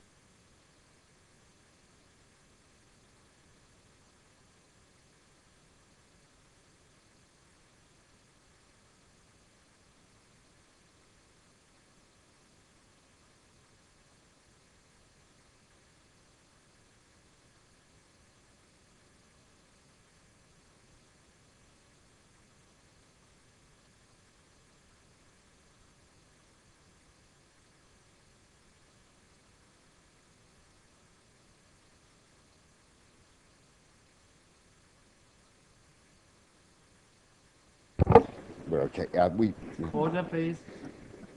Mr Mayor, 4-7, abstain 33, against 18. It's lost. So, on to the next motion, which is crime and antisocial behaviour. The mover is Councillor Eyre. Thank you, Mr. Mayor. Mr. Mayor, we believe that this motion represents a really important task and finish exercise for us as a council, and we're hoping that it will command the support of all parties present this evening. We all know that antisocial behaviour, nuisance neighbours and crime in our communities creates tensions, fear and leads to confidence issues for our residents with local police and indeed the council itself. We should tackle this lack of confidence head on by developing local action plans agreed between communities and the police and the council. We should aspire to enable residents to set the standards that they expect for their communities, and we should work tirelessly to connect residents with those charged with delivering security and keeping our boroughs safe. The 2012 residents' survey, undertaken in October and November 2012, interviewed 1,156 residents across 98 geographical points across the borough. A key message from this survey, and consistent with previous surveys undertaken in 2008 and 2010, is that residents say that the level of crime and antisocial behaviour is the most important factor in making our borough a good place in which to live. Residents also tell us that crime and antisocial behaviour is the most important service provided by the borough, and significantly is one of the 5 factors most in need of improvement. The statistics speak for themselves. Whilst the 2010 survey suggested a slight improvement in perception over 2008, the 2012 survey demonstrates that the perception is one of rising concern again. In the spring 2013 version of Basingstoke and Dean Today, the leader is quoted on page 2 thus: "It is more important than ever that we listen to residents' priorities. We are acting on the things that residents say are most important to them." On the same page, it's acknowledged that the top priority for residents in the most recent survey was dealing with antisocial behaviour. Perception, of course, is one thing, and facts can be another. We know that often it is fear of crime and antisocial behaviour rather than actual crime and antisocial behaviour that is the problem. And in the age of Facebook, this fear can be so easily fuelled. So what are the facts? Taking Brighton Hill as an example, over the last 12-month period, whilst reported burglaries, robberies, vehicle thefts and violent incidents have declined compared to the previous 12-month period, the incidents of antisocial behaviour reported have increased. So, perception and reality coincide in terms of antisocial behaviour.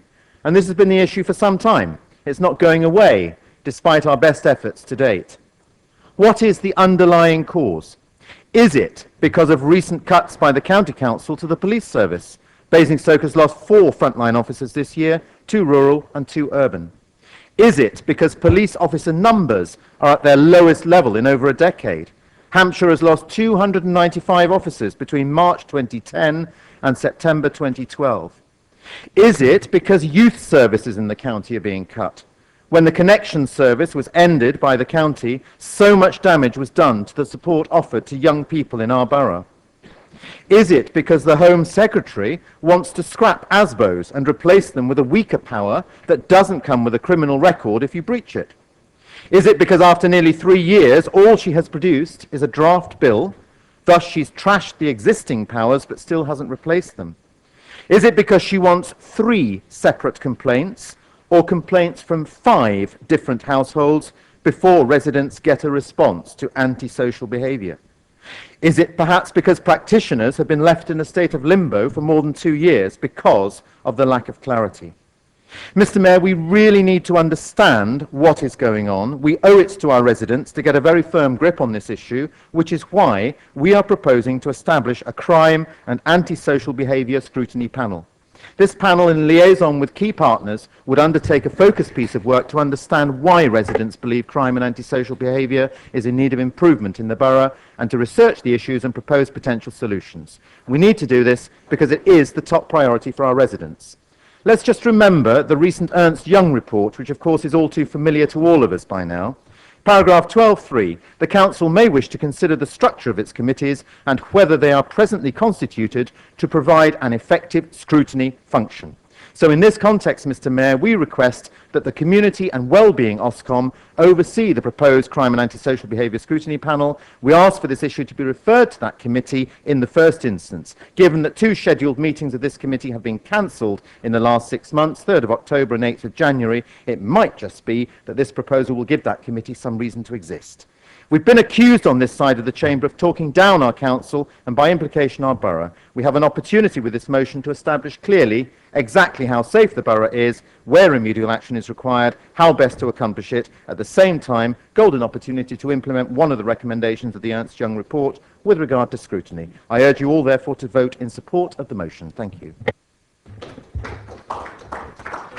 Thank you, Councillor Eyre. Councillor Jones. Don't take Thank you, Mr. Mayor. I don't think I'll follow that with so much statistics, but I'll put it this way. As a councillor, I wish to know what's going on in this borough. We have these surveys, but we over the last, 4 or 5 years, it's been there, antisocial behaviour. Most probably it was happening before. Let's don't kid ourselves. We need to do something about it. As a councillor, we need to know what's going to happen in our wards. You take Buckskin, for instance. We've lost our beat Bobby. He now covers one policeman covers a large area. Is that one of the reasons why people don't feel safe? About 4 years ago, I believe, I weren't on the council then, we lost our wardens. Was that a good thing? Have we debated it? Have we looked at it since? Why? How do we go forward? It's no good having surveys and the same things keep coming up and we don't seem to be dealing with it. Now, I'm not saying the officers aren't doing anything, but we as councillors need to get involved. That's what we're here for. It's not a political issue. It's for well, you may laugh, but from my perspective, it's not. It's something I feel quite strong about, and I always have done, and I've always had support from all sides of the chamber. So it's about time, some of you people sit there smugly, actually go around some of these places and see them suffering when the neighbours are playing up and it's been going Councillor on for Jones, years can I remind and you, nothing is happening. Councillor Jones. Thank you. Thank you, Councillor Jones. Right, our 20 minutes is starting now. Thank you. Our 20 minutes starts now. Councillor Hussey. Thank you, Mr. Mayor. The percentage of people feeling safe during the day is rising. It's risen to 96%. And for those feeling safe after dark, the percentage has risen by 22% over the last 4 years. Now, these are positive improvements, and they mirror the reduction in crime levels recorded by Hampshire Constabulary. For the period 2008 to 2012, their statistics show the overall level of crime levels in Basingstoke has been reduced by 15%. More impressive is antisocial behaviour. Here the level has dropped by 31%. Perhaps this is why residents have placed crime and antisocial behaviour fifth in needs of attention, behind street repairs, parking, affordable housing, public transport. Now this motion asks for a focused study to understand why residents believe there's a need for improvement. We currently have neighbourhood panels across the borough, 15 urban and 9 rural. These panels give residents the opportunity to meet with the police and PCSOs and hear their views and concerns. Residents raise the issues, residents prioritise them, and the police take action. The police report back at progress at the next meeting. And they're not a one-off like a study is. It's not one-off. They're held quarterly, and being area-based, they pick up issues particularly to an area. So do we really need a one-off focused study? The next part of the motion correctly identifies that we need to work with key partners to help reduce the levels of crime. I assume this means people like the county council, the police, youth service, fire service, probation service, parish and town councils, neighbourhood watch, and others, all working together. But they already do. They are members of the Community Safety Forum, and the forum's objectives are to help create safe communities, reduce crime, reduce the fear of crime across the borough. And they get information from these residents' neighbourhood panels. And perhaps it's these mechanisms and the roles of these two, the forums, why our crime levels are now reducing. And perhaps that's why more people are feeling safer during the day and during the evening. But crime and fear of crime are serious issues, and we must continue to work with residents and key partners to reduce them. And therefore I'd like for the council and all members here to encourage residents in their area to attend the neighbourhood panels to make them even more successful. This motion takes no account of the success of the residents' neighbourhood panels and the Community Safety Forum. It even talks about crime being in need of improvement. Well, I think crime levels need to reduce, not to improve. It seems to be cobbled together in a rush. But why the haste? With the county council elections looming, is this what Councillor Gavin James meant in his recent budget speech when he referred to opportunism?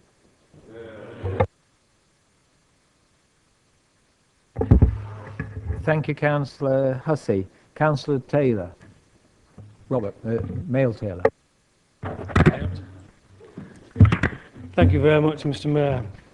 This motion, as set out in the order papers, makes a very stunted and unhelpful assertion, and is such an obvious statement to make that crime and antisocial behaviour is in the top 5 of issues for local residents. Of course it is, always has been, and it is very likely to remain a key personal and community well-being issue for many residents. All this motion does is simplistically state that fact, and perhaps deliberately omits any reference to the superb work being done by our officers in partnership with our colleague agencies in the police and our neighbouring local authorities. If I was a police officer, a community support patrol officer, a member of a partner agency working in this field, or an officer of this borough, I would be outraged and very disappointed at the implied criticism that I was not making a significant impact on the sense and reality of the safety of our communities. It is my belief that all partner agencies are totally and effectively focused on identifying and implementing initiatives and strategies that collectively have achieved an ongoing reduction in crime and ASB. Let's look at some headline figures. Residents feeling very safe, up from 54% in 2008 to 75% in 2012. Crime statistics down 26% in the last 5 years. ASB statistics down 32% in the same period. The new Safer North Hampshire team, established in November last year, exists because a review process was undertaken to explore efficiencies, service improvements and opportunities for financial savings. There is a process in place for continual improvement and the identification of best practice and opportunities for more joined-up working with partners and across the 3 authorities. It has already been agreed that my committee should have the opportunity to review progress before a decision is taken to pursue a formal merger. This is sufficient to ensure that the improvements seen over the last few years are continued into the future without the need for a scrutiny panel as sought by the motion. I attend and support neighbourhood policing panels, meet with Borough and Housing Association ASB officers, and specifically with our own community support officers, and I am regularly reassured to hear of the fantastic work being done by these specialist personnel as they collectively forge positive ways forward. Councillor Jones has been a member of my committee for the past year. At no time has he ever spoken to me about how he thinks my committee can be more supportive of the work of our partnerships they already so successfully do. This motion reflects a worrying level of ignorance about what we are doing to address the issues. what we could do as an alternative to setting up a superfluous panel, what the residents are really saying. It carefully avoids any positive references whatsoever, references that would inescapably highlight the substantive and sustained success stories, ward by ward, across our borough. This motion is an insult to our officers, our partner agencies, and ourselves as elected members, whose duty is to do all we can to reduce crime and ASB, as well as increase the sense and reality of safety and well-being in our communities. I think it also misrepresents the perceptions of our residents. In this case, the facts really do speak for themselves. Crime and antisocial behaviour is being effectively tackled, as evidenced by the numbers. Of course, none of this is an argument for complacency and satisfaction. Our officers and partners are constantly striving to reduce even further the incidences and perceptions of crime and antisocial behaviour. This is, as we all should know, a perpetual battle as we all work towards a better society. This motion and the flawed thinking behind it will not add anything to the success of our intervention strategies or our positive, creative and constructive approach to these issues. I am confident that the existing overview and scrutiny process has the potential to help our work and our understanding of the issues. There is no need of a separate panel as suggested, and I do not support this motion. Thank you, Mr. Mayor. Thank you, Councillor Taylor. I was named. You were. Thank you. What I'd have to say about that, I have mentioned things, not publicly, I may admit, but I do agree with some of the things you are saying. Yeah, that the police are working hard, the housing association are working hard, but is it being passed on? Are we aware of everything that's going on? I don't think we are. That's why we want a scrutiny panel. Thank you. I must remind you, Councillor Jones, to address your remarks to me, if you wouldn't mind, please. Thank you. Colleague. Councillor Miller. Thank you, Mr. Mayor. Thank you very much, Horace. I'd like to express my surprise, first of all, that the motion is before the Council this evening. First of all, I think that all members are aware of the findings of the residents' survey of last autumn, and the fact that levels of crime and antisocial behaviour are the most important factors in making the borough, or anywhere else in the UK for that matter, a good place to live. I note, but take issue with, the statement in the motion, and I quote, "Residents tell us that crime and antisocial behaviour is the most important service provided by BDBC." Really? This council has consistently supported efforts to reduce instances of crime and antisocial behaviour, and to that end, there are many successful, established and emerging initiatives that achieve that reduction.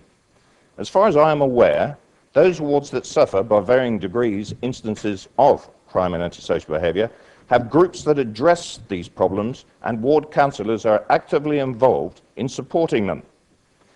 An example I can cite: yourself, Mr. Mayor, and I are members of the Safer Cheltenham panel, chaired by a local police beat manager who does cover a larger area than they used to, but they do it very effectively, with representation of Neighbourhood Watch, local business, parish council, community representatives, including Tesco, who have a very good community stake in Cheltenham, and the CPSOs. I'm also aware that Councillor Mrs. Frankham, and I will name her with pleasure in this chamber, is very active in the Popley wards, supporting similar initiatives. I congratulate her for that, including the Sentinel-supported Get With programme, run by the Everest Community Academy during the summer holidays. This keeps the younger people that might be involved in antisocial behaviour active and interested, so they don't get led astray.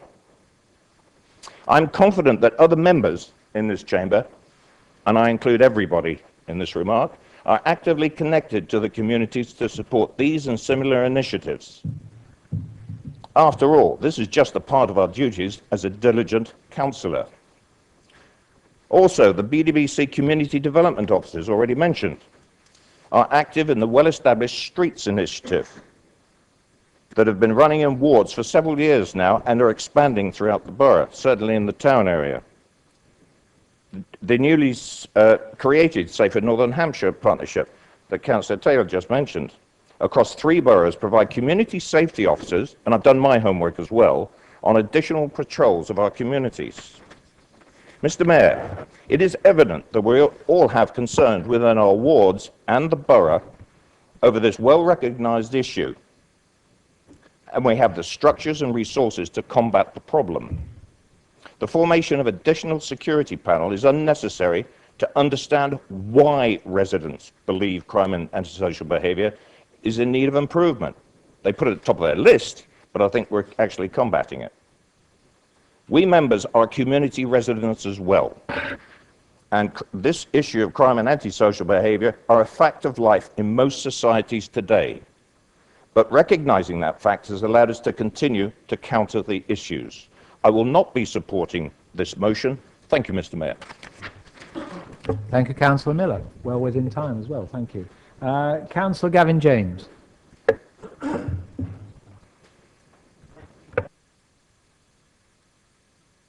Oh, sorry. I recently got a leaflet telling me that my local Labour candidate, is going to tackle crime and antisocial behaviour. It didn't say how, it didn't tell me much at all. However, I've now learned what it is. We're going to have a meeting.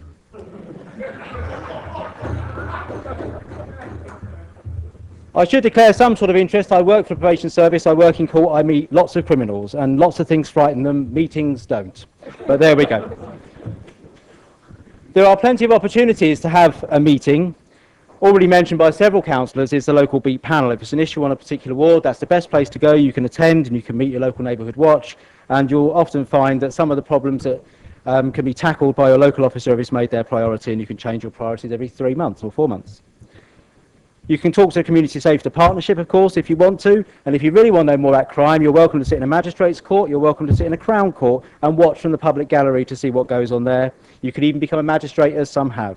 If you're really confused, come and talk to me. I'm happy to take anyone through how it all works. We even have a trainee barrister, I think, somewhere.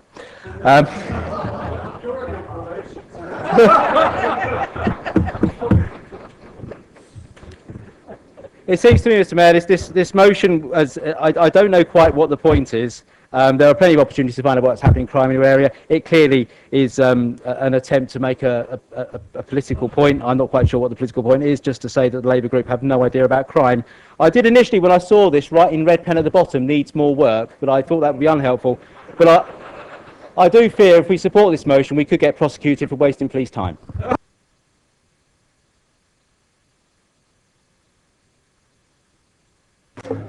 Thank you, Councillor James. Councillor Sanders. Thank you, Mr. Mayor. Look, I welcome the newfound enthusiasm from the Labour group for community safety. And I totally disagree with Councillor Hussey. I think it's got absolutely nothing to do with the fact that the proposer and seconder are both standing for election in the county council elections.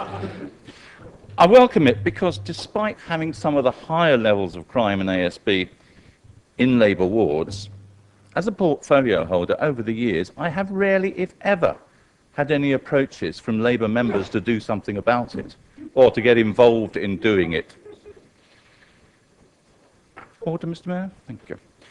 I mean, it may be because, whilst crime in the borough has fallen by 28% since 2006-7, crime in the wards where Labour has members representing it has fallen by 36%. So maybe they don't think that there's a problem.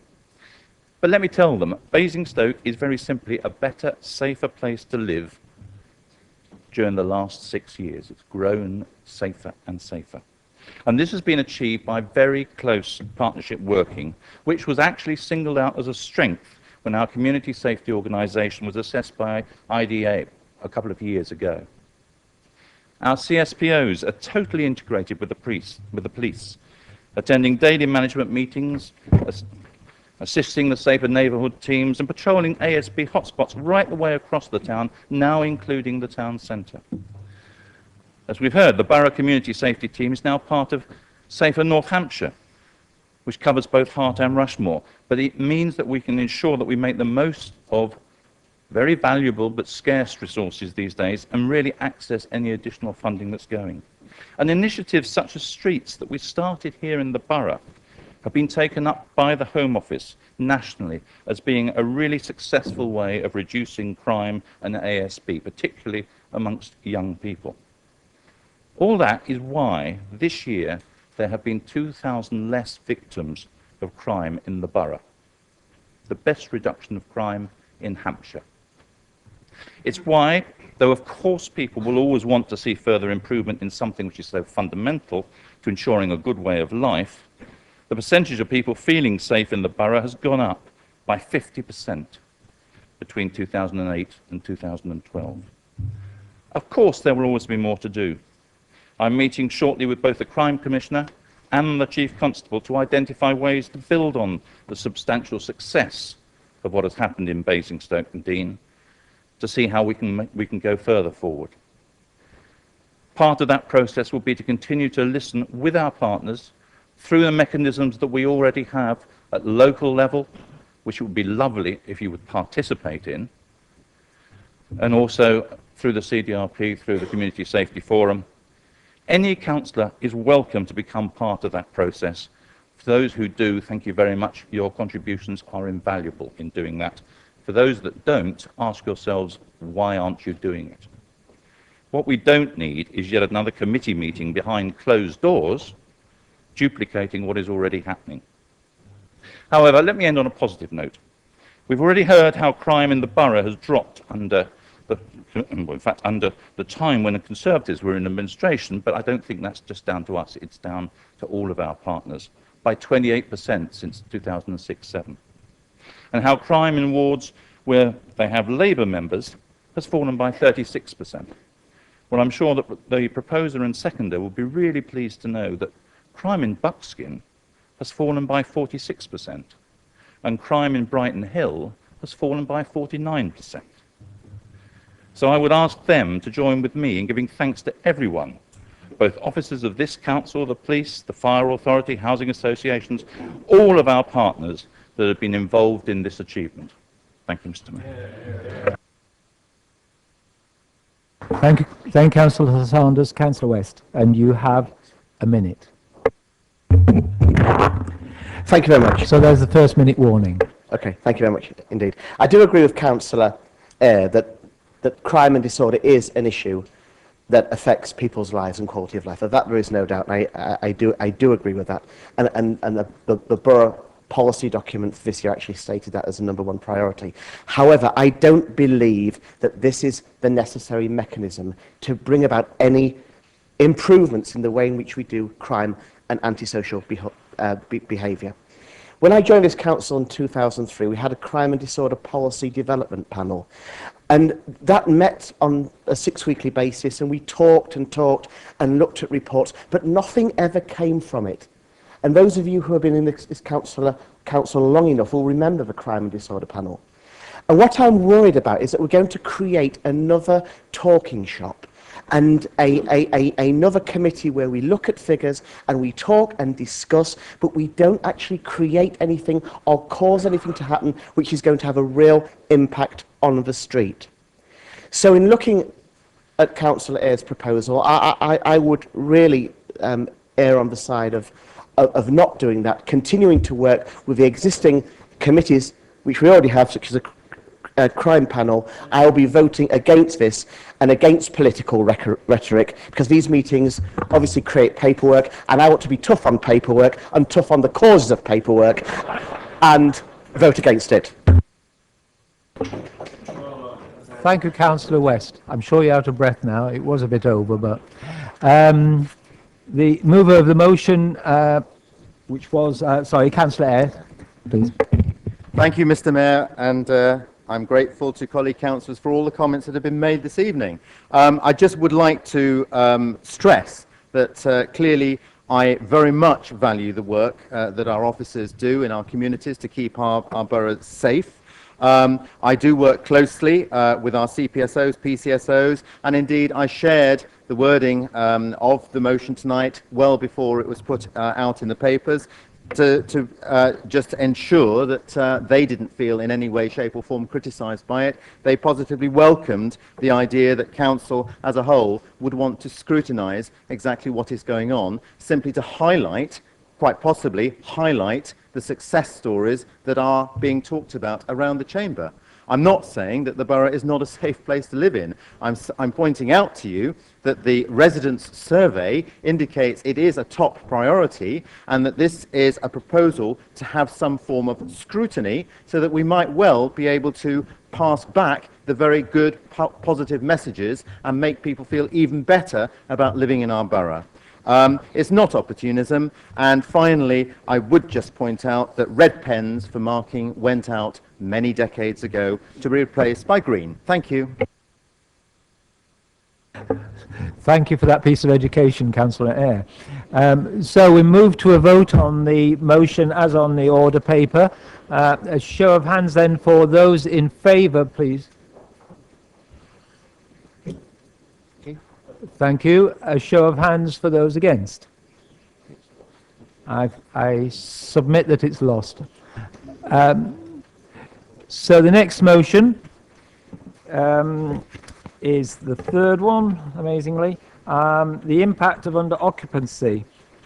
Just before we go into this debate, I do need to point out procedurally that there are several clauses. I'm going to start by suggesting, before we start the debate, that under council resolves, we number the bullet points, because I think otherwise we're going to have some terrible confusion as to which bit we're talking about.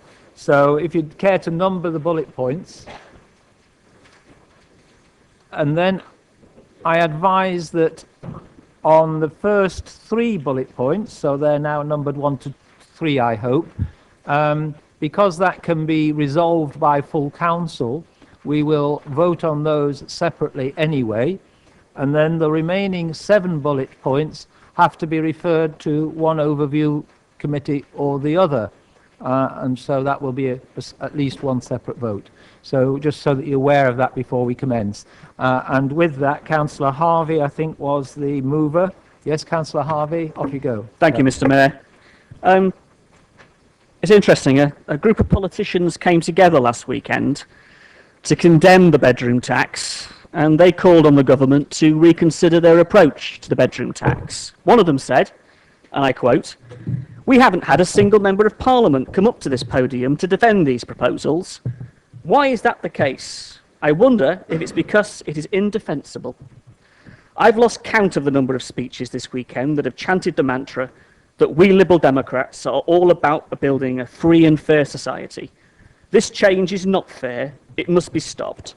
I did not enter politics to make poor people more destitute. Well, we completely agree with your Scottish Liberal Democrat colleagues speaking at their spring conference. And the Tories? Well, the Tories' idea of opposing a mansion tax is because they say, well, it's wrong to tax somebody's wealth or their social circumstances, to quote ministers. But a bedroom tax is on some of our poorest in society. So that's all right then, isn't it? So our motion, Mr. Mayor, comes against this backdrop of confusion, U-turns from government on the policy, and the fact that our housing department, and this is the most important point, are not ready, and we do not know the full impact of the changes. But we are less than 2 weeks away from having people to find hundreds more in rent.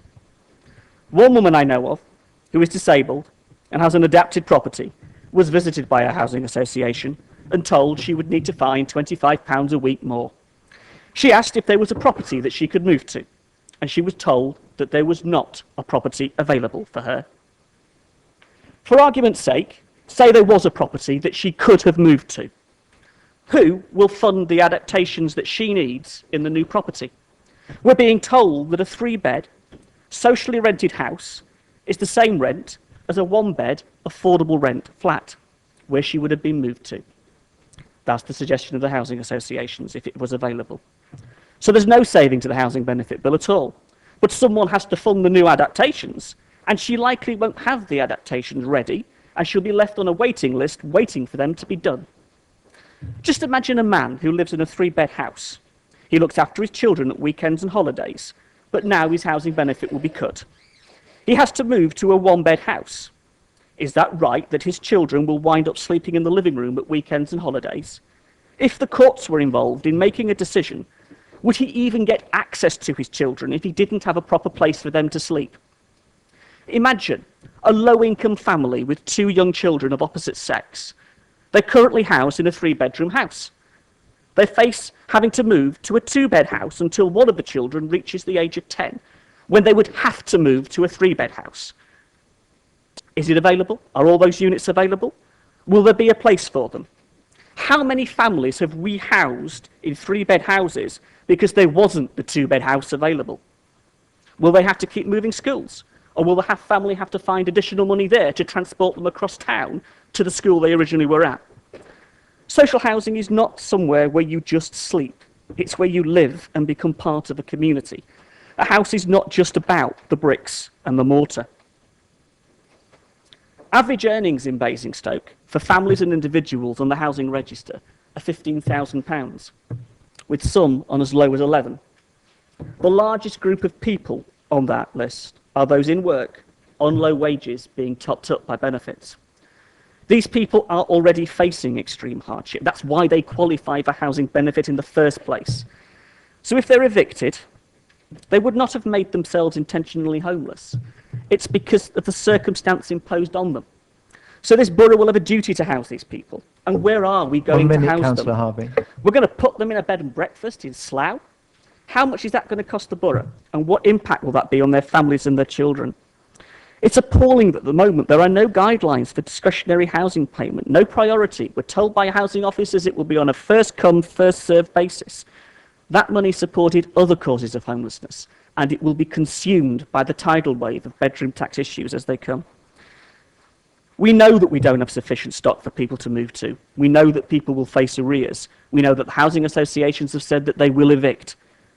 So when our housing department says that most people will find a way of paying, it is deeply worrying. Because how?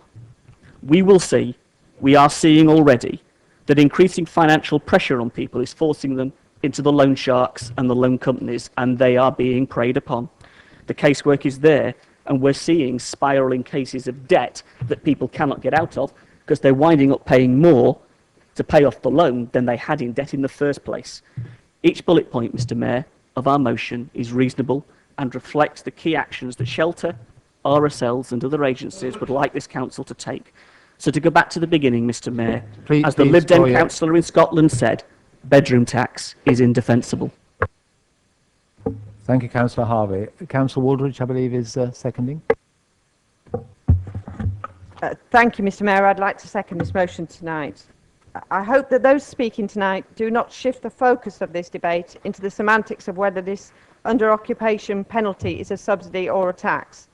This would really be a sideshow, ducking the very serious issue in hand.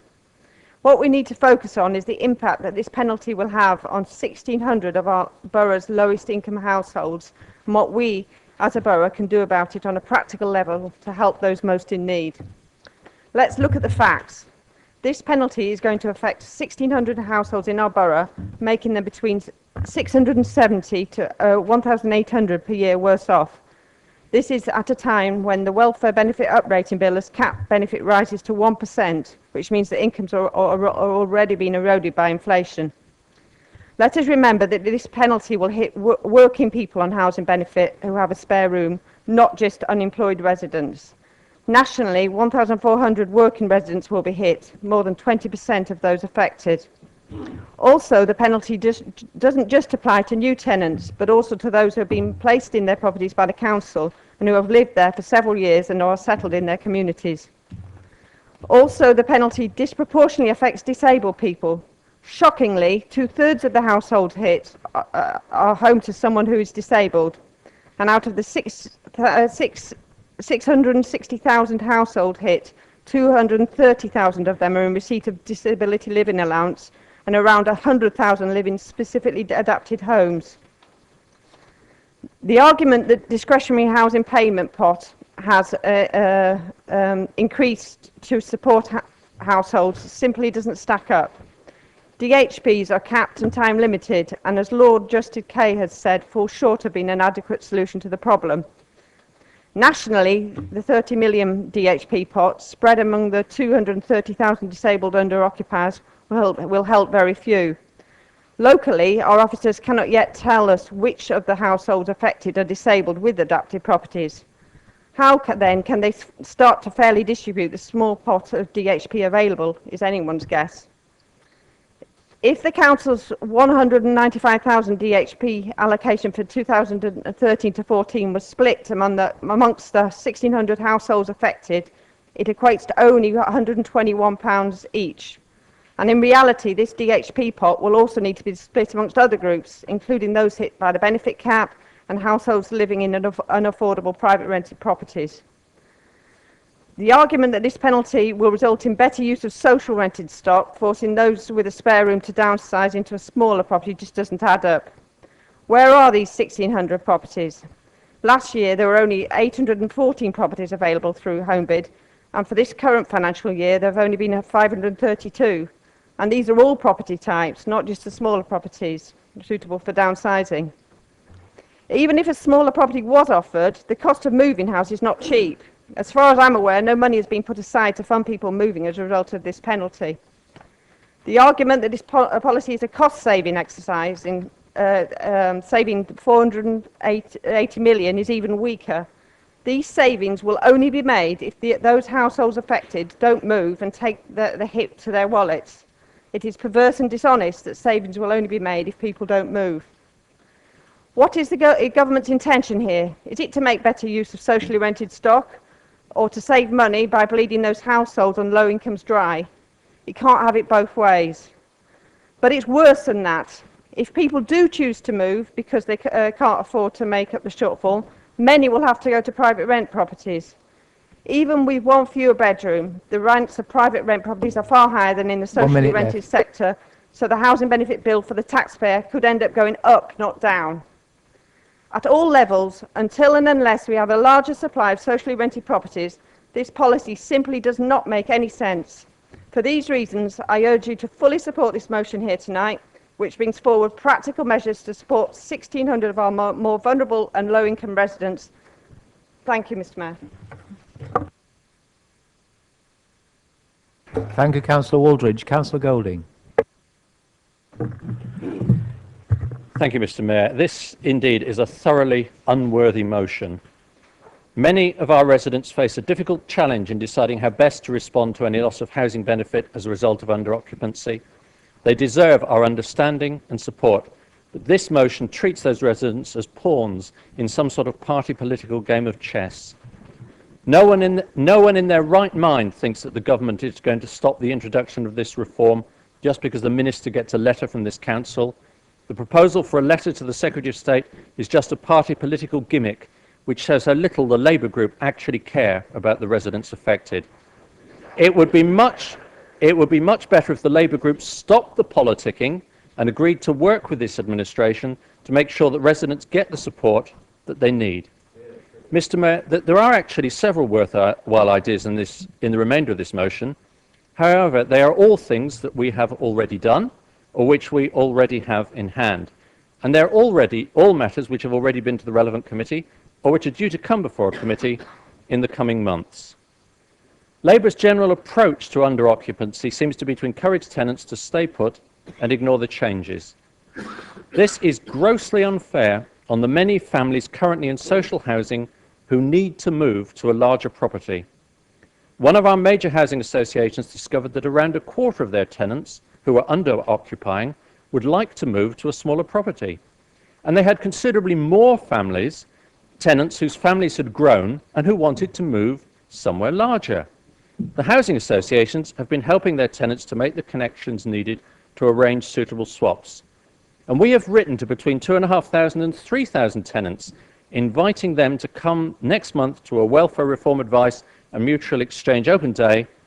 If we continue to work with our partners in the housing associations and the voluntary sector to support people in swapping properties, we could enable hundreds of our residents to get social rented accommodation which is the right size for their current needs.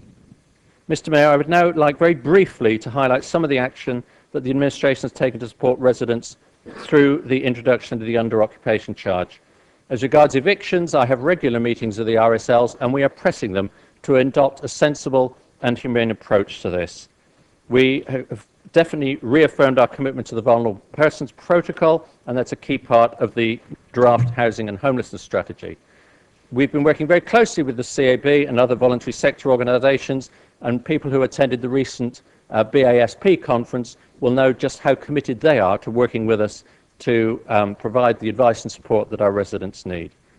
We have offered and will continue to offer support and advice to any social housing applicant impacted by the under-occupation provisions.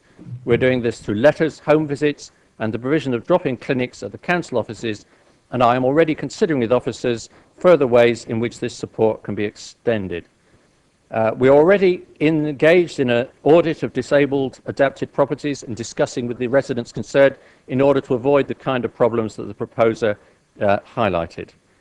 Foster carers, again, the government has largely solved the problem in relation to foster carers who have one spare bedroom, but we are working with Hampshire County Council to identify any who have more than one spare bedroom and to work out what we can do to support them.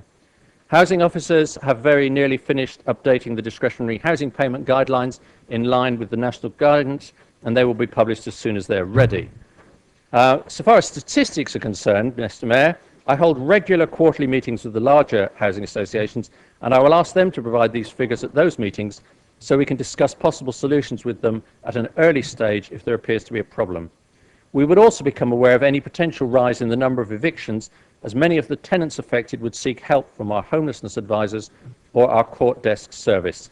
And we will deal with the matters. How long, sir, Mr. Mayor? Thank you. And we will deal with matters and bring any serious emerging problem to the committee at the appropriate time. Mr. Mayor, through you, I would like to remind the Labour Group that it is this administration that decided to provide a fund of £500,000, that's £500,000, to support residents affected by the various welfare reform changes, and not one Labour councillor voted for it. £500,000 is considerably larger than the DHP pot that was repeatedly referred to by the seconder. Mr. Mayor, I intend to vote against this unworthy motion. The Labour Group are playing party politics with an issue that deserves to be taken much more seriously. Their motion completely ignores the vast amount of work already done by council officers, and which they're continuing to do to support tenants who will be affected by the under-occupation charge. And the motion puts politics before the needs of residents. As an administration, we recognise that change to housing benefit and other aspects of welfare reform will require, last sentence, Mr. Mayor, will require many residents to make some very difficult choices. We believe that they deserve the full understanding and support of the council. They will get that from this side of the chamber. Thank you. Councillor Golding, I would urge members, because it's preventing other speakers, and we've got a long list here, to stop as soon as it's necessary. Councillor Laura James. Thank you, Mr. Mayor. The bedroom tax is an indictment of the government's lack of compassion for people. In the last 3 years, we have allowed 552 affordable units to be built. Half of these are flats. If you take away from this figure the shared ownership units, you're left with 380 properties for rent. A much higher percentage of these are flats. What I'm saying is that the overwhelming majority of the small units we have built are for affordable rent are flats. There are 5,946 households on our register waiting for a 1 and 2 bedroom unit. Just think how many flats that will mean. That is 86% of our register, and this is before the bedroom tax kicks in. This was in February. The evidence is clear. We do not have a supply of smaller units. The allocations policy talks about suitability. When we assess housing need, we identify that person's need will be met by housing them in a 1-bedroom unit. They may have lived in a house for 25 years, and they are being uprooted and moved into a flat because that's all that is available, and because our allocations policy identifies that this flat satisfies their housing need. People who have lived in a house for 25 years are now expected to downsize into a flat. No wonder people don't want to, are wanting to stay where they are at all costs. The developers and officers are saying to us, what's wrong with flats? Would you agree to move to a house that you love? Would you agree to move from a house that you love and you may have lived in for decades into a flat on the other side of town, away from the place that you called home for so long? Our choice-based letting scheme last year saw a third less properties advertised on it. We are told that by officers last month that relets are going to be reduced even further in the next year. There is less choice available in our stock, and the private sector won't take people on benefit because of all the changes. But in 2 weeks' time, hundreds of households will see their income cut. This council and many of our partners are not prepared for the absolute crisis our housing is going to face. Only today we were sent a flyer from Housing advertising an event for residents on the 16th of April, over 2 weeks after the bedroom tax begins. It is an impossible task that we are asking our officers in housing. There simply isn't enough housing for people to move into if they wish to. Most don't want to move anyway, and they are angry and frightened, and the money that has been given to this council from government to meet the shortfall isn't enough. This is a recipe for disaster. All these people we are talking about are people, and each number has a face, a story. People who have decorated their homes, saved hard for the wallpaper to wallpaper their lounge or carpet their bedrooms, planted their gardens and loved their space that they live in, developed relationships with their neighbours, people who have invested in their homes. Please support this motion. Thank you, Councillor James. Councillor Aegis, please. Thank you, Mr. Mayor. I would just like to say that I agree with what Councillor Golding said, and that this motion is pointless and futile. I do not disagree or in any way belittle the fact that some residents of this borough are facing challenging times ahead with the introduction of the under-occupancy charge this April and then universal credit later this year. However, these are policies I support, not least because they encourage people back to work and tell everyone you will not be better off on benefits. Does the proposer of this motion really believe that if Basingstoke Council writes to the Secretary of State for Work and Pensions, he is going to change his mind? In an ideal world, it would be great for people to stay on in their homes when circumstances change and they find themselves with a spare bedroom or two, but reality means that scarce resources must be strictly allocated on a needs basis. This is what happens in the private sector. As a divorce lawyer, I act for lots of people who want to keep their house that they have had for many years, and for all the reasons that we have just heard, now that their marriage has broken down, but they cannot afford it, and therefore have to downsize or move from a home that they love into rented accommodation, or they have to decide to change their spending habits by budgeting to enable them to stay in the house that they want. This council has been working extremely hard in the lead up to the new policies this April, and officers working in the housing and benefit teams need to be congratulated and their hard work recognised. This council has taken a key role in coordinating and steering the activities of our partners.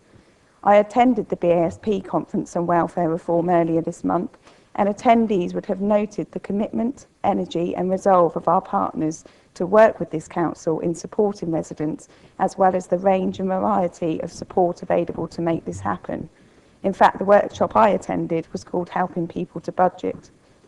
The one group in all of this who have been ignored are those on the housing waiting list and those with mental health issues. In my job, I come across these issues on a regular basis. These are people who tend to be inappropriately housed or living in hostels, B&Bs and hotels. They miss being prioritised for various reasons, but mainly because they can't move upwards and out of their current accommodation. The plain fact is that there are people living in houses with spare rooms. What is wrong with a bit of swapping around, and more importantly, a bit of encouragement to downsize and help someone in need? And if I can just clarify that the Benefit and Change in Housing Swap workshop will actually be all day on the 17th of April, not the 16th of April. Thank you for that clarification, Councillor Aegis. Next speaker, Councillor Gavin James. Thank you, Mr. Mayor. I was really desperate to support this motion, and I have made some efforts to do it. I should start perhaps by saying that I think you should set a rule about the length of motions, and if you can't fit it on 2 pages, it's too long. But then, of course, you'd be accused of introducing a motion tax. My first issue with the motion was exactly that, the impact of the under-occupancy charge, mentions of bedroom tax. There is no such thing as an under-occupancy charge. I have a 7-year-old, I have a 9-year-old. They have their own bedrooms. Therefore, I'm under-occupied. I face no charge, I face no tax, because there is no such thing. It's just a load of gobbledygook made up to frighten people in their own homes, which is quite sad. These rules only apply to those that aren't pensioners, those that are in social housing, and those that receive housing benefit. What they're actually doing is making the rules consistent with the private sector, which of course came about when they introduced the local housing allowance in 2008. I don't remember anyone over there calling that the bedroom tax, but there we go. The first things I had issue with, and I have invited Labour to remove, was any reference to charge, because I think that confuses people. I think it's incorrect information, and it would show anyone who uses those phrases shows a complete misunderstanding of what the changes actually are, and we'd hate to have misunderstanding. They've decided they wouldn't go along with that simple amendment to change it from under-occupancy charge to under-occupancy rules. When we note something in this chamber, I always feel that we're in some way giving it some credibility, we're endorsing it. Because the National Housing Federation, which of course is effectively the union of housing associations, which now have to work a lot harder in managing their stock more appropriately, called it the bedroom tax, I don't think we should give that any credibility, and I asked Labour to remove that particular bullet point. The various other notes about what the Chief Executive Fostering Network said, of course, have changed with recent improvements that have been made because the coalition has listened. Other bits in the notes weren't very important. What I did turn round and say is I would support everything else, all the resolutions, apart from the rights of the Secretary of State. One, because it's very pointless, and one, I can't condemn the policy. For a very simple reason. We have a housing crisis and we have a financial crisis. And yet we expect taxpayers to fund 1 million empty bedrooms. That does not make sense. People living in overcrowded accommodation will pay taxes so someone can live in under-occupied accommodation. None of that makes any sense. Where the government did get it wrong is the implementation. They've rushed it in. It should have been phased in. I totally accept that. And perhaps that's what the Scottish Liberal Democrats were getting at. And the one thing I would say is what the Scottish Liberal Democrats say and do is got to be right for Scotland. What I do is right for Eastrop. And that's why sometimes we may have different views on the same policies. We're not controlled centrally like certain parties. So, Mr. Mayor, I can't support it. As I say, I did ask the mover and seconder. I sent them an email, which I'm happy to share with the rest of Council, with changes that I asked them to make so I could support their amendment. The changes I asked would have made no difference to the good bits, the important bits, those bullet points on the second page, or on page 7 of 10, that would have made a real difference to residents' lives.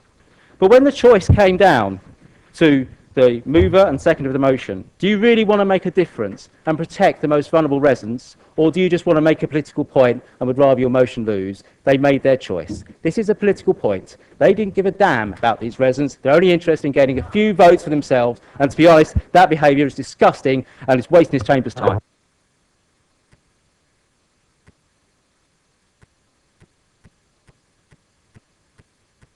Councillor J. Warden, I'm afraid you've only got 4 minutes. Thank you, Mr. Mayor. £150 billion. That's how much is spent on welfare in this country, and that's 1 in every £4 that government departments spend.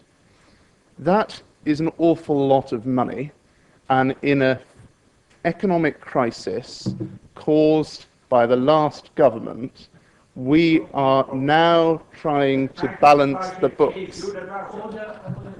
And in order to balance the books, everything has to be looked at. This is about fairness. This is about fairness to taxpayers. It's about ensuring that taxpayers who work hard, pay their taxes, aren't having their money spent in ways that's not prudent. Taxpayers want to look after those who need help, but they also want to look after their families. And taxpayers must ensure, rightly, that they get value for money from their government, and that's what this coalition is delivering. Many examples have been given by members opposite, and I'll give one now. I was at Basingstoke railway station yesterday waiting for a train to Bramley, and I overheard two apprentices, and they were talking about how they thought it was outrageous that so many homes were occupied by people who didn't need them because they were young people who wanted to get on in life.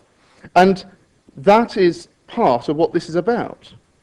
It's also about ensuring that those people who are in private rented housing who receive benefit receive the same level of support as those who are in social housing. They are all in need of our help, but it is not right for some to get more help than others. £23 billion, that's £23,000 million, was spent on housing benefit, and that went up 50% in the last 10 years. That's not sustainable. It's right that this government has taken a stand to deal with this spending, because that is £1,000 for every basic rate taxpayer. That is not fair. This is not a tax. It's not a charge. It's the removal of a subsidy. It's a subsidy paid for by taxpayers and given to people who need housing. We must ensure that they're getting the right housing for them and their families. And across the country, Councillor J. Warden, 1 minute. 380,000 people are living in under-occupied homes, while 250,000 people are living in overcrowded accommodation. That cannot be right. It is important that we allow the houses to go to the people who need them. That's what this policy is about.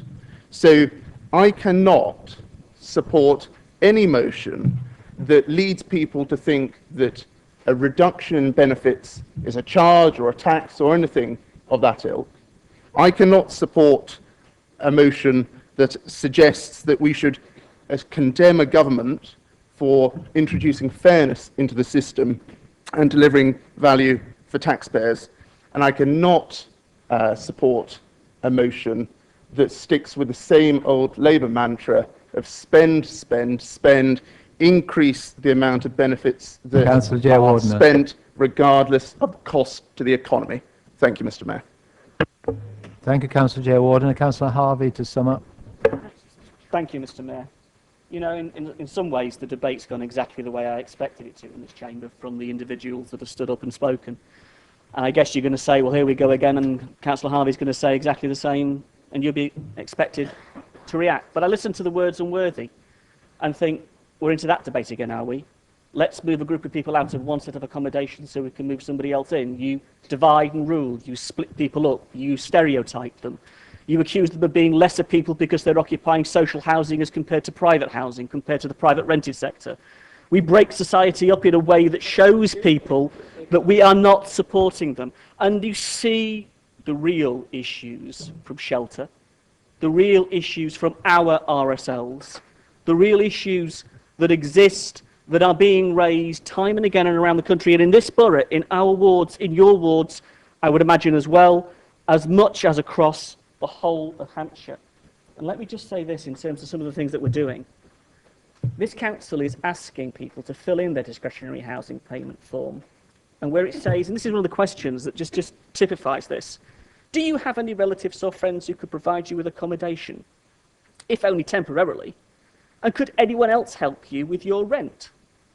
So we've got people living in their home for over 25 years, and we're asking them to effectively bunk up with the relatives or bunk up with a friend.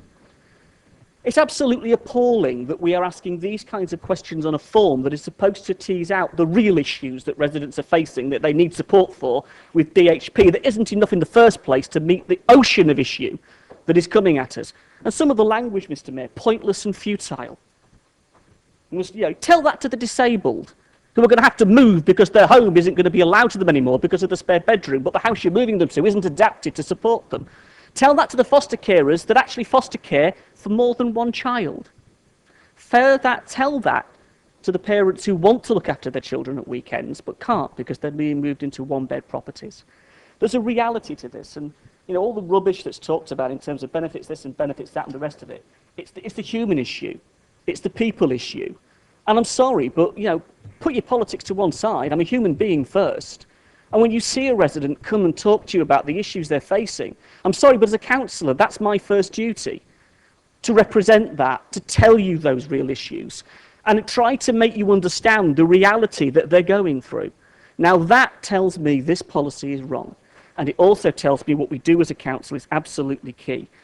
Can I just say that our local strategic partnership refer to this as the bedroom tax? We can play semantics till the cows come home, but that's what it is around the country. It's what the agencies are referring to it as.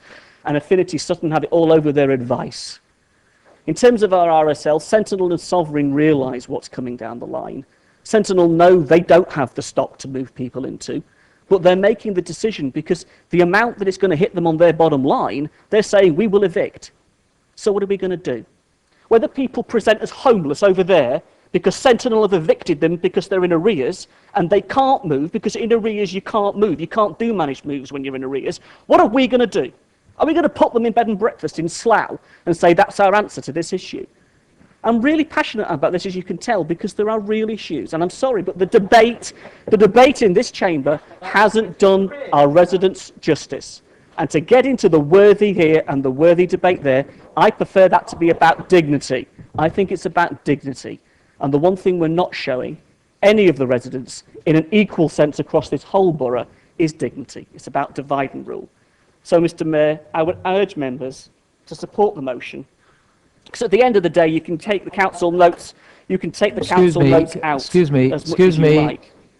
Councillor James, would you refrain from shouting across at the member? As much as you like, you can take the council notes out. Those are comments from other people, they're relevant, they're factual, they're the truth. The actual thing that matters is those particular resolves elements, those elements that we're going to vote on, that will make a difference to people out there, and that our RSLs, Shelter, and the other agencies in this borough are calling on this council to do. Thank you, Councillor Harvey. We move to a vote then. Please, those in favour of the motion as submitted.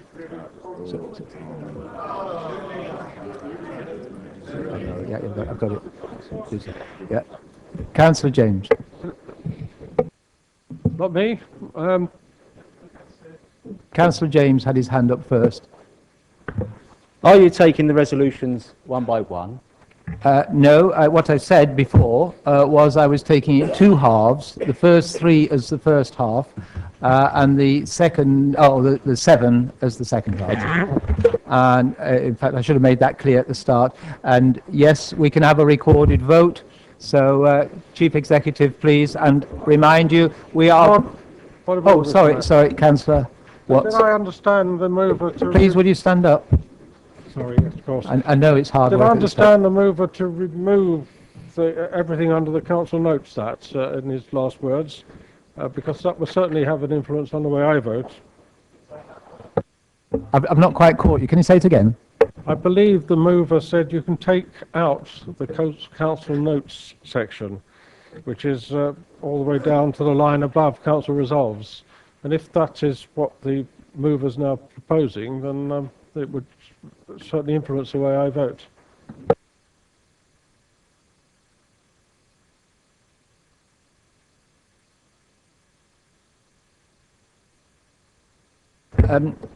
No, we're voting on what we're being asked to resolve. So everything under council resolves, and that we've hopefully numbered from 1 to 3 is the first vote, and then from 4 to, and I stopped numbering myself, so 10. Beyond that. Councillor James. Excuse me, whilst the councillor's speaking, can we have a little hush, please? Mr. Mayor, if the notes are not included and you're taking paragraphs 1, 2 and 3 separately from the rest of it, then the only reason I can't support it is for one simple change: all references to under occupancy charge be changed to under occupancy rules. If the motion mover will agree to that, then he can get it sorry, supported. Councillor James, that's part of the debate. You've made your point. It's not been accepted, so you're giving them the chance, but the debate is over. So, yeah. So, Councillor Donnell. Mr. Mayor, just for the purpose of clarity, am I right in saying that you have ruled that we're not voting to note the points that the Labour Party have put forward? And are they agreeing with that?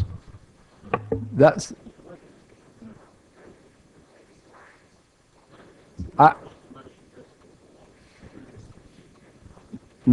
well,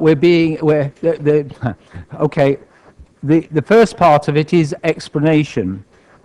I had been led to believe that the explanation was not required by the movers, and that really the council resolves bit onwards was the issue that they were seeking a vote on. If that is not correct, then of course we will have to vote on, you're quite right, we'll have to vote on the whole motion.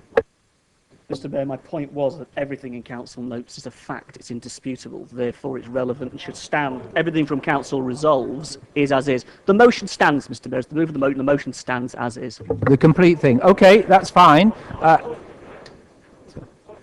Yes, Councillor James. It's not fact, exactly. The Chief Executive of the Fostering Network made his comments before recent changes to the legislation, so therefore some of the facts are out of date, so therefore they should be removed. But if you're saying they're staying in, I'm not sure we can want to support anything that's factually wrong. Okay, understood. You're continuing the debate, and I'm afraid I can't allow that. What I shall do, so that those that find it helpful, is I shall take a separate vote on the first introductory bit, if I can find the beginning of it myself, the council notes, down to council resolves as a vote in its own right. Then we'll take the first 3 bullet points, and then we'll take the last 7 bullet points. Okay?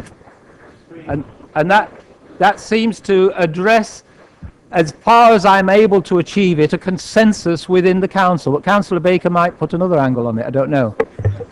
Mr. Mayor, for clarity, there are 2 statements that the council resolves. One halfway down page 5 of 10. Oh, I'm sorry. No, I'm incorrect.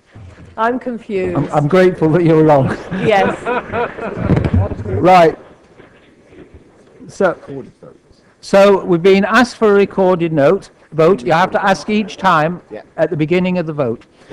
So we're starting off with this as a recorded vote, and we're talking just at this moment about council notes that, and just that section under that heading. Thank you. So, Mr. Mayor, just to confirm again, there will be 3 recorded votes.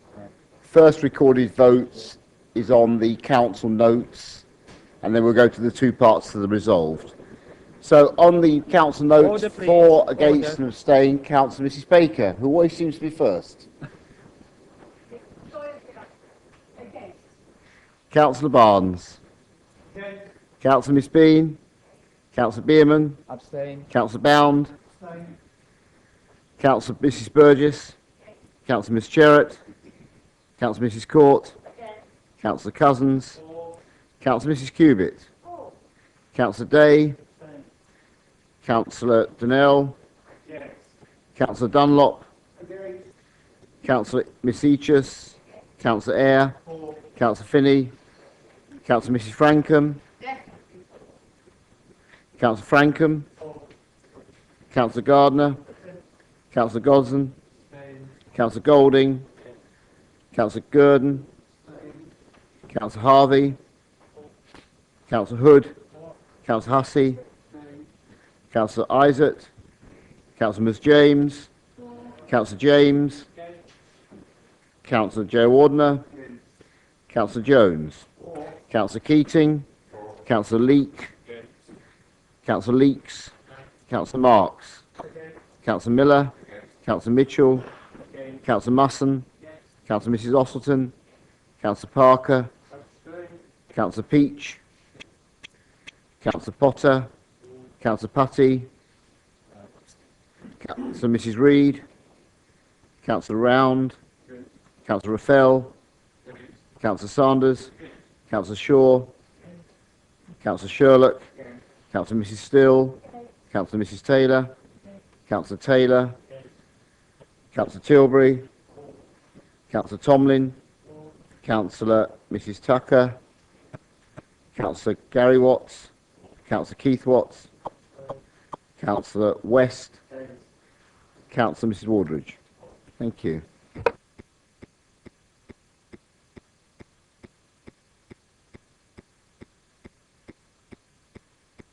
So whilst the Chief Executive's totting up, I'm looking now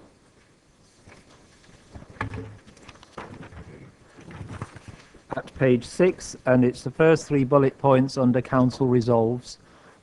And I did say you need to say it at the beginning. The Chief Executive said they'd all been taken, Councillor Keating, but you do have to ask at the beginning of each vote. Thank you very much, Mr. Mayor, for the opportunity to clarify, and I do wish the next vote to be recorded. Thank you. Excellent. Before I do so, the voting on the part 1, the council notes, was 4-14, abstentions 9, against 35, Mr. Mayor. So we move now to part 2, recorded votes. Bottom of page 6 of 10 on the original order papers, the council resolves point 1, 2 and 3. Councillor Mrs Baker, Councillor Barnes, Councillor Miss Bean, Councillor Bierman, Councillor Bound, Councillor Mrs Burgess, Councillor Miss Cherrett, Councillor Mrs Court, Councillor Cousins, Councillor Mrs Cubitt, Councillor Day, Councillor Donnell, Councillor Dunlop, Councillor Miss Eachus, Councillor Eyre, Councillor Finney, Councillor Mrs Frankham,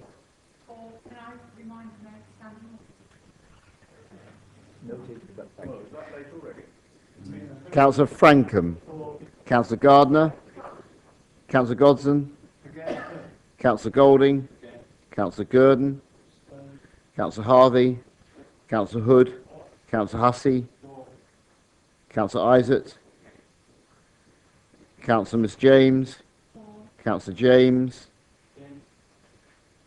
Councillor Joe Ordner, Councillor Jones, Councillor Keating, Councillor Leek, Councillor Leeks, Councillor Marks, Councillor Miller, Councillor Mitchell, Councillor Musson, Councillor Mrs Ossleton, Councillor Parker, Councillor Peach, Councillor Potter, Councillor Putty, Councillor Mrs Reid, Councillor Round, Councillor Raphael, Councillor Sanders, Councillor Shaw, Councillor Sherlock, Councillor Mrs Still, Councillor Mrs Taylor, Councillor Taylor, Councillor Tilbury, Councillor Tomlin, Councillor Mrs Tucker, Councillor Gary Watts, Councillor Keith Watts, Councillor West, Councillor Mrs Wardridge. Thank you. So whilst the Chief Executive's totting up, as has been rightly said by Councillor Frankham, we need to consider suspending standing orders. Do I have everybody's agreement to that? Enthusiastic agreement will be noted.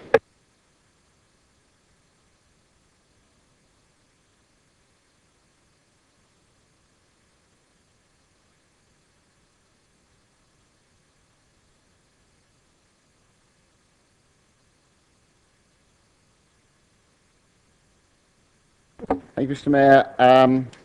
On part 2 then, 4-15, abstentions 8, against 35. So now we go to part 3. Councillor Keating wishes it to be recorded. Yes, I've got that. Okay. Thank you, Mr. Mayor. I formally confirm I would like this vote to be recorded. Thank you. Thank you. Councillor Mrs Baker? Thank you. Councillor Barnes? Councillor Miss Bean? Councillor Bierman? Abstain. Councillor Bound? Councillor Mrs Burgess? Councillor Miss Jarrett?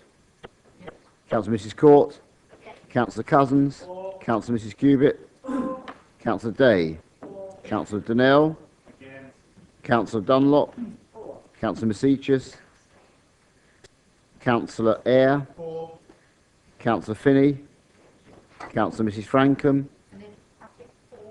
Councillor Frankham, Councillor Gardner, Councillor Gosden, Councillor Golding, Councillor Gurdon, Councillor Harvey, Councillor Hood, Councillor Hussey, Councillor Isaac,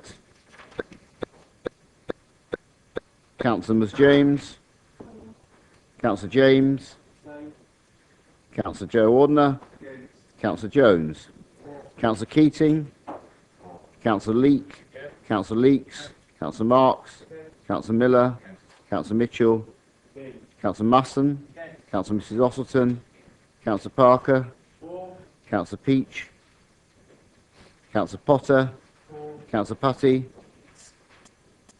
Councillor Mrs Reid, Councillor Round, Councillor Raffel, Councillor Sanders, Councillor Shaw, Councillor Sherlock, Councillor Mrs Steele, Councillor Mrs Taylor, Councillor Taylor, Councillor Tilbury, Councillor Tomlin, Councillor Mrs Tucker, Councillor Gary Watts, Councillor Keith Watts, Councillor West, Councillor Miss Wardridge. Thank you. Just for the sake of clarity, should that motion or that part of the motion be carried, 4 down to 9 will go to housing and environment, and the last one, 10, will go to P&I.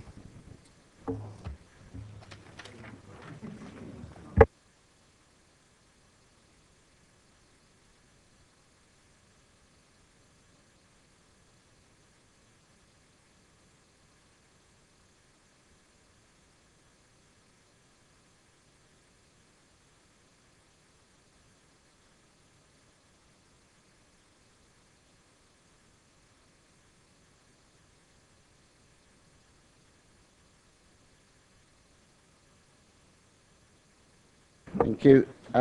Mr Mayor, 4, 25, abstentions 4, 29 against, so it's lost.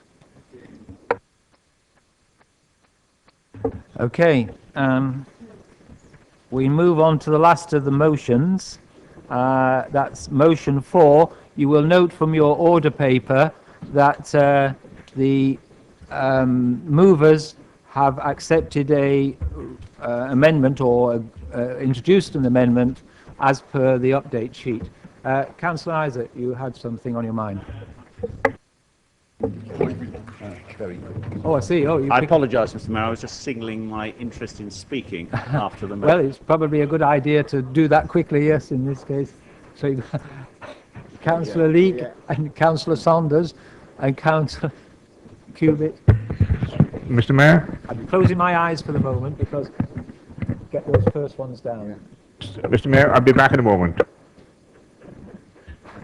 We'll quickly get the vote in before you come back. Councillor Cubitt, we'll get Cubitt. Yeah, and James. We were just working on how to do that. I'll redo it. You start the debate. I've got this. Yeah. Right, okay, order please. We move now to the Parks, Playing Fields and Open Spaces motion, and that is,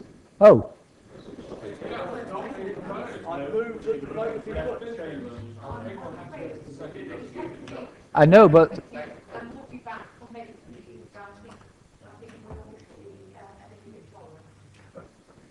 well, that's the first. Well,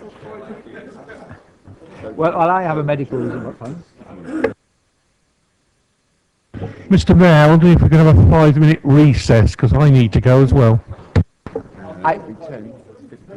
The trouble is, colleagues, I have, sorry, I had contemplated that, but I've had a further request for some comfort, and I have some, I have some sympathy with that. Right. can you squeeze your legs together a bit longer or whatever? Right, okay. We shall proceed. Councillor Keating, off you go. Thank you, Mr. Mayor. I thought you were going to close your eyes to the others as well. Anyway, before I start, Mr. Mayor, can I make a real serious objection to being associated by people from the other side of this room with bad intent and malign intent in terms of looking after the peoples of this borough? I do not accept that kind of criticism as valid. Now, moving on to the motion. This is one of the smallest motions of the evening, and it will be the shortest contribution in relation to it. Parks and open spaces in Basingstoke-on-Deane Borough Council, we are the temporary custodians of those parks and open spaces. We don't own them. It's not an issue for this generation. They are the property of this generation and future generations. We have a duty to protect them. And we have a duty to preserve them. Not just for this generation, but for our future generations. Currently, the Borough Council has got no local plan. None. When we were trying to make one in 2011, having been conned that the land was available from 2006 onwards, I asked if the existing parks and open spaces could be added to the list of protected sites. And the answer I got from the planning member of the cabinet was, no, you can't protect them, which triggered the reason for this particular motion. Currently, any developer could put forward a proposal to build houses on any of our parks and open spaces because they have no formal protection. They could do so, and they would be prepared usually to say, I'll provide another bit of land elsewhere. Well, I can tell you, if you build on the parks of Eastdrop and the War Memorial Park, the nearest next bit of local land is a long way away.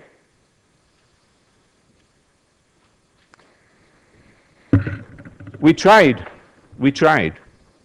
during the Manidon fiasco to get the protection that we need. It didn't work.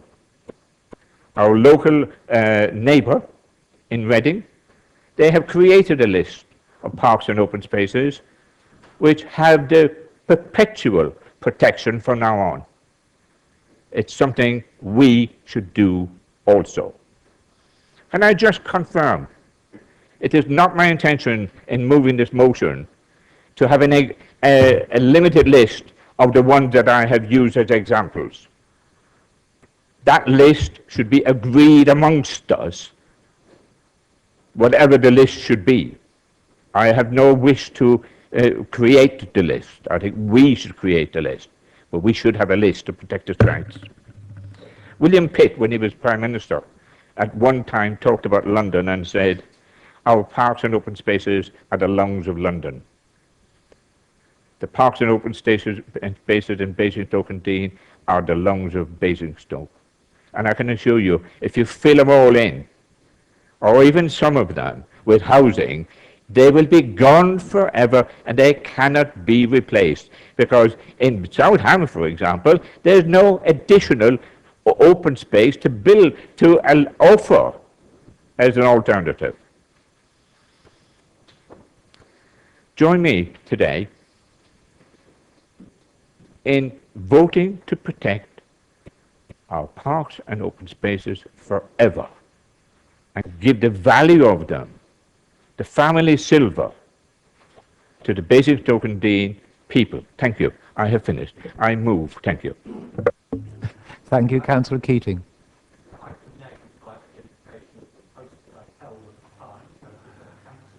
I'm not sure it does. I don't think so, really. No,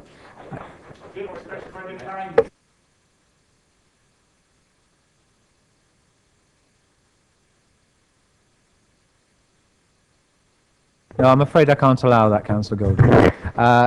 The second is Councillor Harvey, please. Thank you, Mr. Mayor. The debate about open space and the urban green areas, I think, has been an interesting one throughout the past few years, because we've run it through committee, and committees have given this a lot of thought. Motions have been passed, they've then been not listened to by cabinet, and we've come back and around in circles. I think the issue here is we debate a lot, and there was a really good debate recently around ancient woodland at one of the committees, and there was a cross-party agreement of where to try to go on this and to try and bring cabinet with us on a view about the importance of protection of kinds of green space and kinds of park and so on. And I think what this seeks to do is to steer cabinet in that direction. The local plan debate has been dominated by the sites outside of the settlement areas. It's been dominated by the debate about those category 1 sites, and you can understand that. But what I don't think we should forget is the importance inside the urban community to the green spaces and the parks that we have as well. And at this stage, when you think about that, there hasn't been a serious, constructive and well thought through debate about just one example, Downgrange.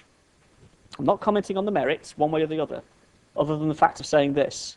It hasn't been debated properly. The groups that are represented haven't been heard properly. And at no point in our local plan considerations have we actually examined whether that should or shouldn't be protected. My view is it should. My view is the others should. If you think about the list here, it's not exhaustive, as Councillor Keating said. I think there's lots more that others want to add. You think about others in terms of what happened with Whitchurch and the Queen Elizabeth Field, and the example there of other communities that have had similar battles and other issues they've faced on these kinds of fronts. Different, but themed in terms of trying to protect green space and look after and do things for the community that relate to that. I think that's important as well. So I think there's a commonality that some of us would like to see some action, working with the Cabinet, to use that phrase that's been thrown at us tonight, to try to create a framework that other councils do. Reading's done it, and there's Conservative, Liberal Democrat and Labour councils all around the country that do it in their local plans, to protect parks and to protect major green areas within the urban areas, within their urban area. And they are lungs. I just want to forget that point. These are lungs. Once they're built on, they're gone. And in the context of how we do this and how we approach it, the relationship between us as the council and the community really matters. Now, we tried to express this at committee. Others have supported us cross-party. It hasn't really got anywhere. That's why it's back on the agenda this evening. And we hope you will support giving Cabinet a steer that we think this issue is worthy of much more consideration. And when the Green Infrastructure Strategy comes back, when that comes through, and I know the debate that was had about that recently at committee, these sorts of things need to be beefed up and need to be looked at in a far more prescriptive way if we truly do want to protect ourselves from what landowners and developers may aspire to do on land that our communities and others want to see protected as a whole. So let's just think this through, and I think we can do something across the chamber. Thank you, Councillor Harvey. Councillor Isaac. Thank you, Mr. Mayor. Indeed, I do think we need to think this through. I respect Councillor Keating, despite his trying devotion to recorded votes. And I understand his desire to protect our parks, open spaces and playing fields from development. However, I think this motion is misconceived and poorly and imprecisely worded, and if passed, would potentially have a number of unintended and unwanted consequences. I don't know who drafted it, but I can't imagine it was the good Dr. Harvey's handiwork. Perhaps he was busy on the earlier motion. We have indeed. We have no plans to build over long-established parks: Stratton Park, Chinham Park, Russell Howard Park, and War Memorial Park proper. But here's the difficulty with this motion. War Memorial Park might be construed to wrap around Old Common Lane to the rear of the Hilton. It is here that proposals are being considered to relocate Basingstoke Football Club to open space land. Does Councillor Keating not support this? What is meant by open space? An unbuilt area to which the public has access, perhaps. There is open space at the leisure park, used by our residents. Does he want to call a halt to the plans for the regeneration and adding of new attractions to the leisure park? The public uses South View as open space, where, with cross-party and local support, we're now proposing to reinstitute allotments. Does he want to put a stop to this? At the Fremantle and Taverner Close, we're going to donate and reallocate open space land so that Sentinel can build better new homes for our residents. Is he having second thoughts on this, perhaps? How is he defining Down Grange? Basingstoke Council owns 100 acres there and has no plans to build on it. HCC owns 6 acres of former school playing fields. I'm not going to say anything more on that because I think that the ward member, Councillor Eachus, would like to speak on Down Grange. No, the intentions of this motion are noble but misguided. The reality is that it would be to tie our hands and obstruct the future regeneration of the town, which this administration is committed to. Basingstoke can't be and shouldn't be mummified. We should continue to put our trust and faith in the good sense of our residents and their elected representatives. And on that basis, I'm sure Councillor Keating will be able to sleep soundly in his bed. I will not be supporting this motion. Thank you, Councillor Isaac. And after that grand introduction, Councillor Eachus.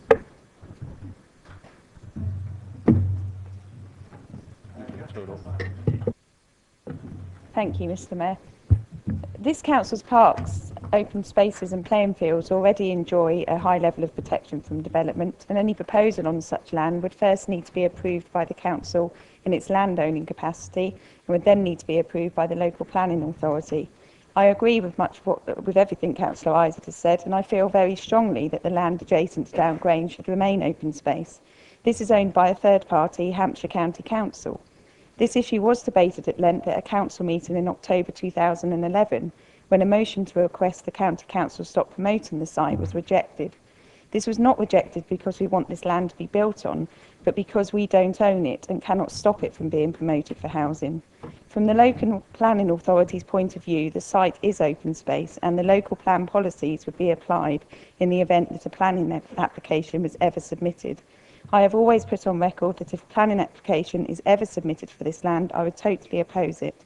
And I know that I have the support of my colleagues in that regard. Even the leader has indicated to me that he would also strenuously oppose such. The land is open space and should remain as such. Building on it would mean a loss of that open space. It would have an impact on the Down Grange recreational facility, an impact on the local highway network, and an impact on the amenity of the surrounding properties. As Councillor Isaac said, open space, including ex-playing fields at Taverner and Fremantle, was agreed to be denoted by this council to enable regeneration. This motion would frustrate similar future projects as it involves a loss of open space. We should do all we can to protect our open spaces, especially the land adjacent to Down Grange. In summary, I support the principle that open space should be protected, but this motion is far too general and each case must be considered on its merits. Although Pacific parks such as Stratton Park, Down Grange and the War Memorial Park are mentioned, this motion is much wider and would capture all parks, open spaces and playing fields and virtually any undeveloped land, and I therefore cannot support this motion. Thank you, Councillor Eachus. Next speaker is Councillor Leake. Thank you, Mr. Mayor. I shall be brief. I cannot fault the sentiment behind the motion. I agree it is extremely important that we protect our open spaces throughout the borough. It was therefore a disappointment when I saw no reference to the two very special open spaces in my ward, namely BAS 104 and Manydown. Two major green areas, Councillor Harvey.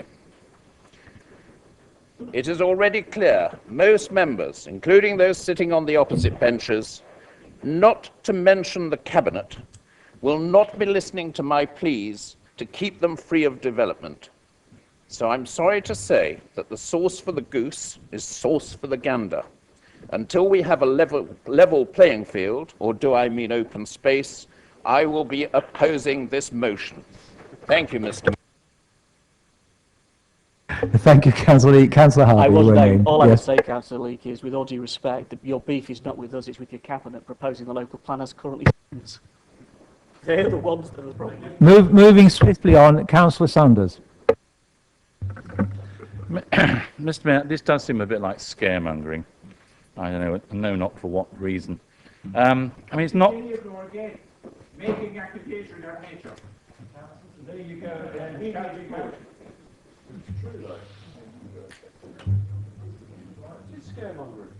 Not content with frightening little old ladies that they are not safe to take their dog for a walk when the facts point exactly in the opposite direction, they now want to frighten them that there won't be anywhere for them to go and walk their dog because the parks will all be housing estates. Well, who owns the parks and open spaces? The council does. So you might have lots of planning applications from developers, but nothing would happen if we chose not to let it happen. And who in this council is proposing to let it happen, to put houses all over War Memorial Park? Well, it's not me. It's not the Conservative group. I doubt very much whether it's the Liberal Democrats. Perhaps it's a secret Labour plan which somehow got omitted from their manifesto. I mean, after all, they've given us absolutely no clue as to how many houses they want to build in the future or where they want to put them. Is this why they're being so shy of telling us? I mean, they may be telling. Perhaps Councillor Harvey hasn't even told Councillor Keating, which is why he's so worried. There are very strong protections in place for our open spaces, but I think you should never say never. Without a reallocation of open space, we could never have achieved a lot which has already been done, for instance, in Oak Ridge. And we need flexibility for the future. I want open space to remain a key aspect of the character of the town and the borough as a whole. And we have to ensure that it is a key component of all future developments, particularly on Many Down, which is within our control. I've been on record for a long time as being against development on the land which is owned by Hampshire County Council at Downgrange, and I will continue to be so. But that land is in any event already well protected. I can't imagine anyone wanting to vote against providing protection for open space. But as this motion stands, there is no flexibility within that protection. It seems a pity that we have to spend time debating the most imaginary of threats. But there we go. Thank you, Councillor Sanders. Councillor Cubitt. It's amazing how much rubbish gets talked in this council. I mean, it's absolutely unbelievable. If you think that the motion is so wonderful, why wouldn't you support it? If you think that these parks are so essential and sacrosanct, why wouldn't you support it? Okay, Mr. Mayor, why wouldn't the leader support it? Sorry?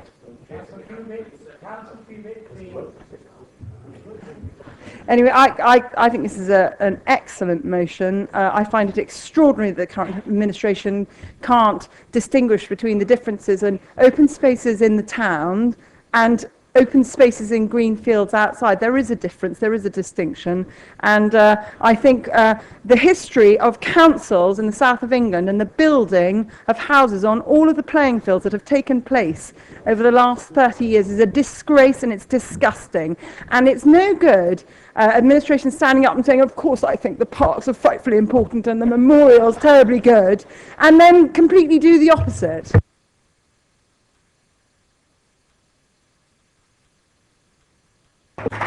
Thank you for your brevity. Councillor Gavin James. Thank you, Mr. Mayor. When I first saw this motion, I thought I've got to support it. As you'll be aware, a large green open space in my ward is under threat from the football stadium. The Old Common is perhaps our longest and most established park, in the sense that it's been used since about 1300, 800 years ago. It's under threat, of course, from a football stadium. So I was very keen to support this motion. Then I realised that I think the football stadium would be better placed over at the leisure park, which used to be called West Ham Playing Fields, I believe, a long-established park. So I also decided I have to vote against this motion, which puts me in a very difficult position. Yes. However, I don't like to abstain, and I listened very carefully to the motion mover and what he said the intentions were behind it. And if the members of the Cabinet have spoken and listened to him as well, they perhaps understand it a lot better and find it easier to support. It does say Council requests that Cabinets ensure that. So if they're not happy with the wording, they can support this motion. It goes to them anyway. They can reword it, send it to a committee to get the perpetual list that's talked about. Because clearly some of the wording is difficult. How long established parks could mean anything, different things, different communities. So there are wording issues, but Cabinet's only got to agree to the principle and send it back to committee. No reason why they can't support it. I think it's very important. We spoke earlier about antisocial behaviour and the threat of antisocial behaviour. As we know, antisocial behaviour is not a crime. If you get 15 young people playing football down a street, it's antisocial when the ball keeps hitting your car, your house, your window. If they go down the end of the road and play on a field, then it's not antisocial behaviour, it's healthy activity. Good planning and protecting our green open spaces can play a massive role in reducing and keeping low the antisocial behaviour across our borough. So for that reason, I will support it because I think it's very important and perhaps not fully understood by rural councillors. Thank you, Councillor James. Councillor Parker. Thank you, Mr. Mayor. I'm in fear of repeating points that have been made by previous speakers, but I make no apology to that. We've heard from previous speakers about this sort of almost suggested guarantee that the open spaces are protected, they would defend them, they would vote against any development on them. Well, that doesn't work. Colleagues, we've got a prime example in Eastrop, which is the threatened positioning of the football stadium in Eastrop on open green space. That open green space previously, the old common for the town, which was then, because of the desire for corporate development, was then moved out into the rural Basing village. So what's left of that old common is now under threat, despite my having initial consultation meeting with the chief executive and the executive officer, from which I took away the impression that this particular site was the least preferred of several sites. And we now find ourselves in a situation where through committee that the officers were authorised to look at the options, develop the possibilities, and the application is, I understand, very shortly going forward to planning application. Where is there any guarantee on our green open spaces there? What are these members going to do to prevent this from happening? I doubt very little. And the little old ladies that used to walk their dogs or do walk their dogs right now, yes, they're the people who are going to lose that opportunity in the urban town map. And it's not just the situation in relation to losing the green open space to development, it's the loss of biodiversity, the green corridors. We've even got a paper that supports the green corridors. Well, we've got green corridors established. We don't need to waste money building new forests. So I am going to support this motion. I do think it could be perhaps improved in its wording. But as my colleague says, it's just a suggestion that these should be protected. There's no mechanism in place currently under the planning system that is going to give any protection. If corporate planning desires to build on the green open space, that's going to happen, despite public objection. I will support this motion. Thank you, Councillor Parker. And due to speedy speeches, we have Councillor Frankham, but not a full length, I fear. 4 minutes. 4 minutes, Councillor Frankham. Councillor Mrs. Frankham. Councillor Frankham here. Right, sorry, I'm going to be very quick because what I wanted to say basically has been said, but I do want, while I'm standing on my feet, to say I'm outraged that the party opposite have tried to say that I do not care about the people of Basingstoke, and I want that on record. Well, apologies to Councillor Round for being indicated he hasn't a chance. Please speak. Thank you, Mr. Mayor. With a shortened speech, yes, obviously. it'll be very short. Just like to point out to members that had this motion been passed, the people of Tadley would not have got their super new scout hut built on a corner of a park.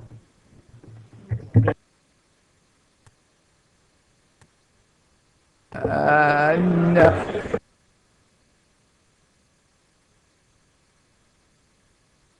Move to the summing up.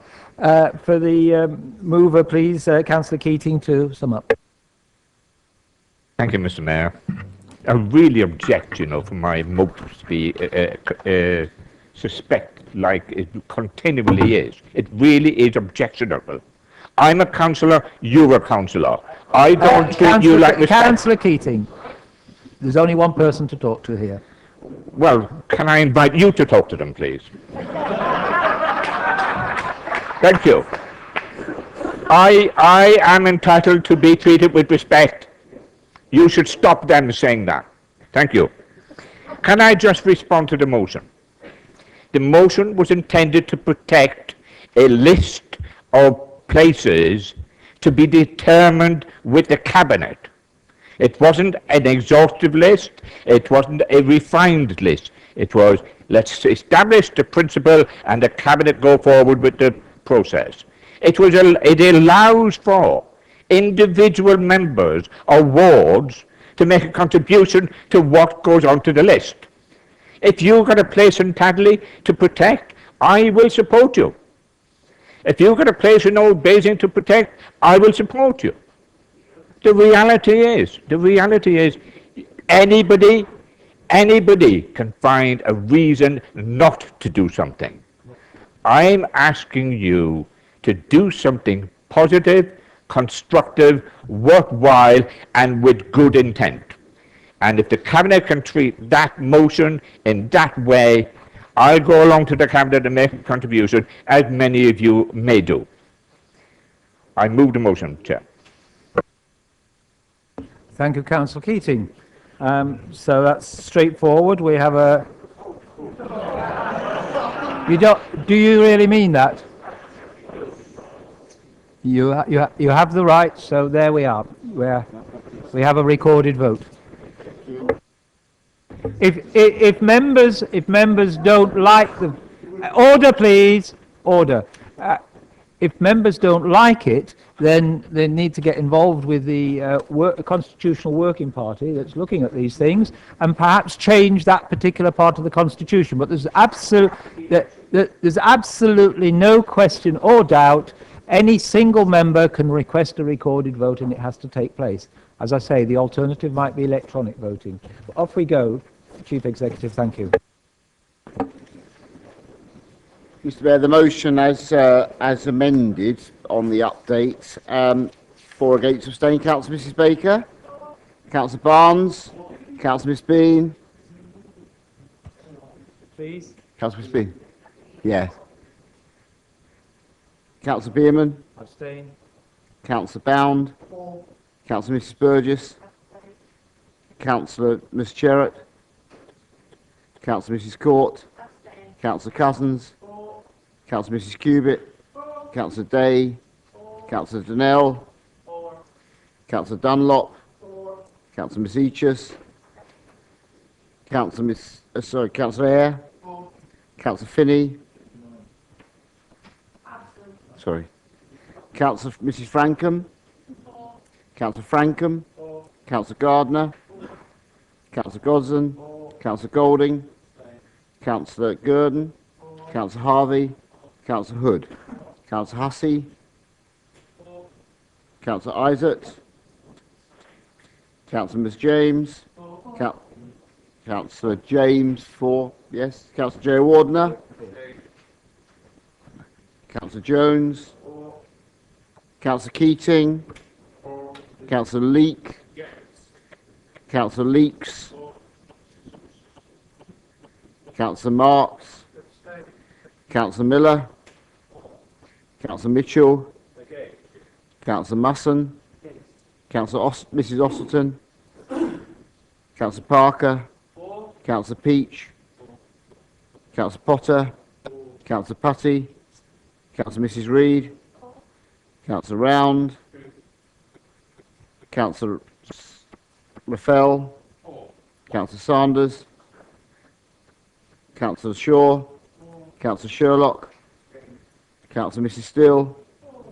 Councillor Mrs Taylor, Councillor Taylor, Councillor Tilbury, Councillor Tomlin, Councillor Mrs Tucker, Councillor Gary Watts, Councillor Keith Watts, Councillor West, Councillor Mrs Wardridge. Thank you. James. I do apologise, Mr Mayor, but when I heard silence and I was talking to Councillor Baker, I thought they must have got to me and shouted for, but it was actually Councillor Hussey. So I voted for him and for me, which of course is not strictly right. So if you could just take Hussey and change his absent, because he's not here, and I hope we don't lose by 1. Thank you for your frankness, at least. That's what the electronic system was to fail on, but allegedly.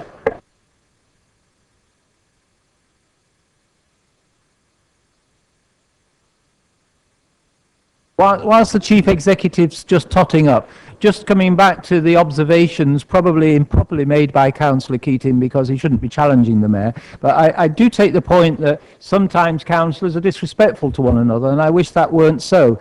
There's of course sometimes a small difference between disrespect and wit and humour and banter, and sometimes we don't differentiate enough between them. Yeah, there's sometimes strong emotions. I think on the whole our debate has been good-natured tonight, but I really feel that when we're feeling strongly, and I might agree with some of the strong views that are expressed on either side, but we have to restrain ourselves, and I don't accept any criticism in trying to do that.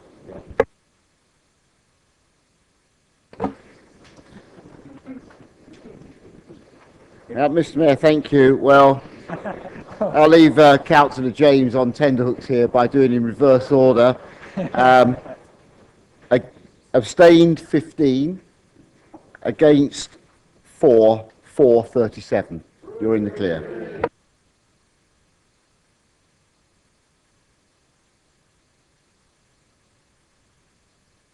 Okay, thank you for that, folks.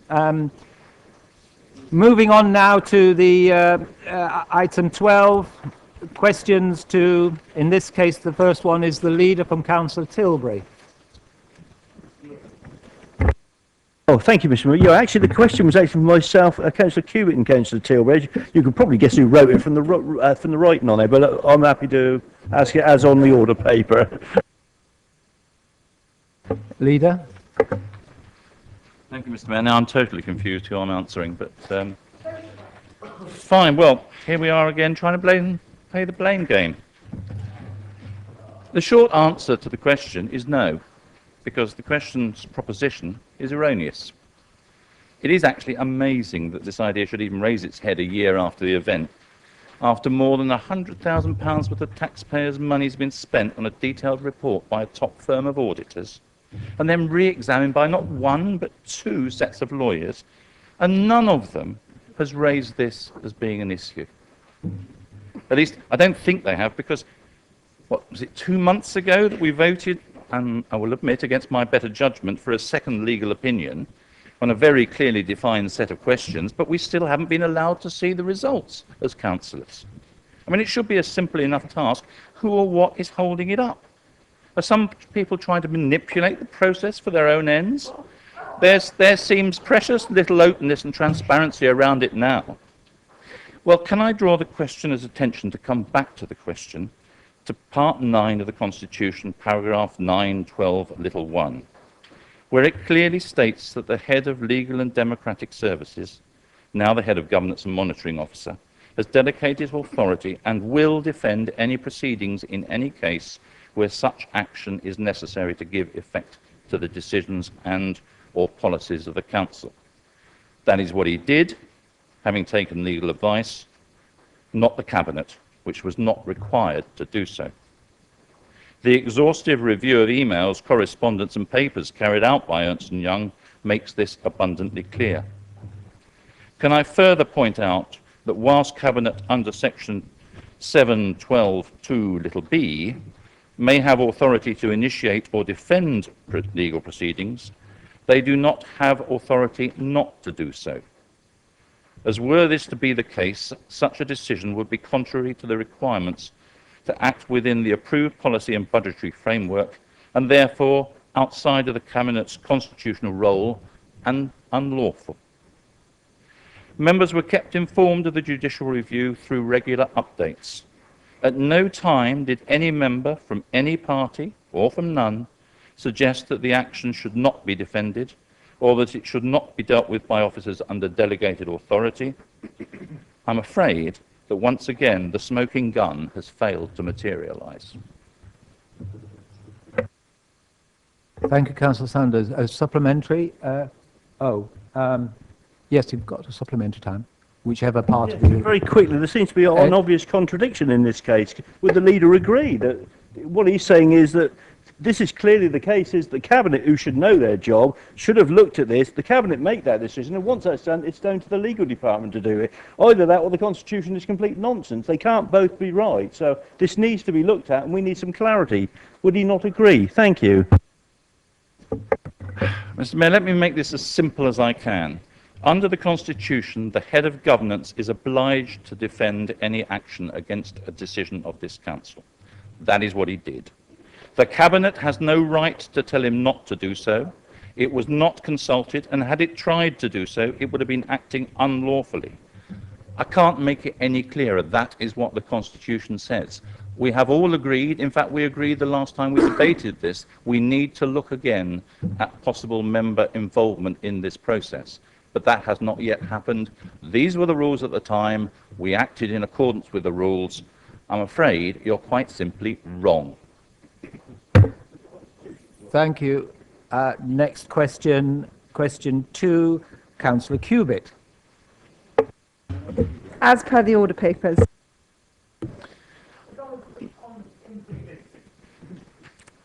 Mr. Mayor, I have to say I haven't read the policy exchange paper that Councillor Mrs. Cubitt refers to, but knowing policy exchange, I'm sure it provides some interesting ideas to kindle a debate in this area, and I know it's one of many being produced at the moment. There are parallels between this and my comments on education to which she refers, again part of a much wider debate. It's important in both cases to remember that things are actually rather good. GCSE results at most North Hampshire secondary schools are above the national average, but there are always ways to improve, and my residents have been very vocal to me in calling for improvements locally. Ultimately, we are all looking to improve education for our children, and I know Councillor Mrs. Osselton is working very hard to ensure everyone is collaborating to do just this. We can always do more, and the same is true in self-build.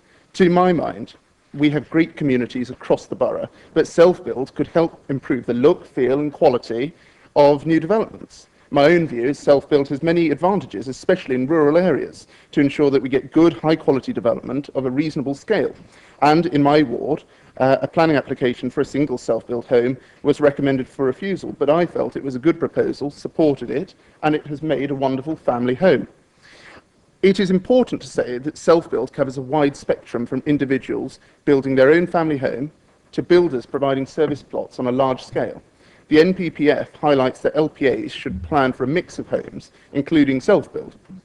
On this basis, and having considered councillors' views, it may be appropriate to identify a requirement for provision of some land to facilitate self-build. I know that Councillor Sherlock is putting considerable effort into bringing the local plan policies forward, and further consideration will, I'm sure, be given to self-build once decisions have been made in respect of the housing sites for inclusion. Turning to Manydown, Councillor Isaac is working hard to plan for the future of this site, and we are embarking on the first phase of the master planning work to provide information, in particular the infrastructure requirements to the LPA, to enable a site allocation in the local plan. Once this work is completed, and if Manydown has a site allocation, the potential amount of self-build could then be assessed against a range of deliverables, including viability, pace of build, quality of design, and alongside other delivery mechanisms. 30 seconds left. Including joint partnerships with home builders. You have 23 seconds for a supplementary. Pardon? You don't want to. Right, that's fine. All dealt with. So that takes us on to the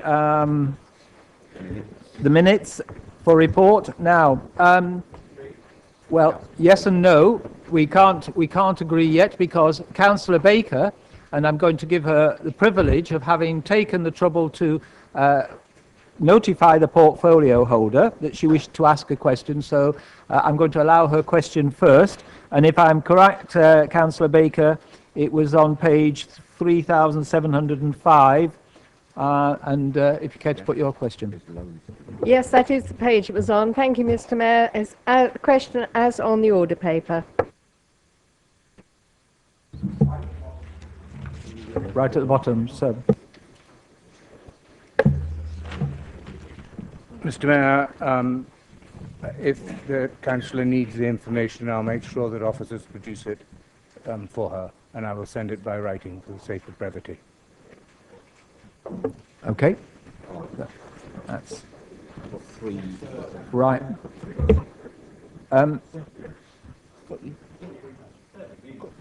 Did you wish to? I'm not sure what you're supplementing to, but you can try. Because no, Councillor Baker at the moment. Sorry. Thank you, Mr. Mayor. The supplementary question I have to ask is, if the portfolio holder doesn't have that information, how come he was able to use that as a rationale in his addendum report as to what the allocation of housing sites should be?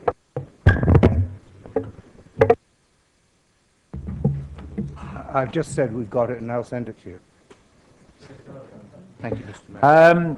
I move on to Councillor Parker. You need to tell us which one it's on and what page, please.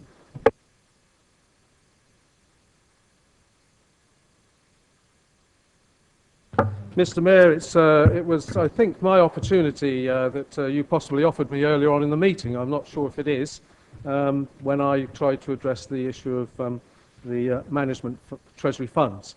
But subsequent to then, I feel possibly I would prefer to bring a motion to council later on.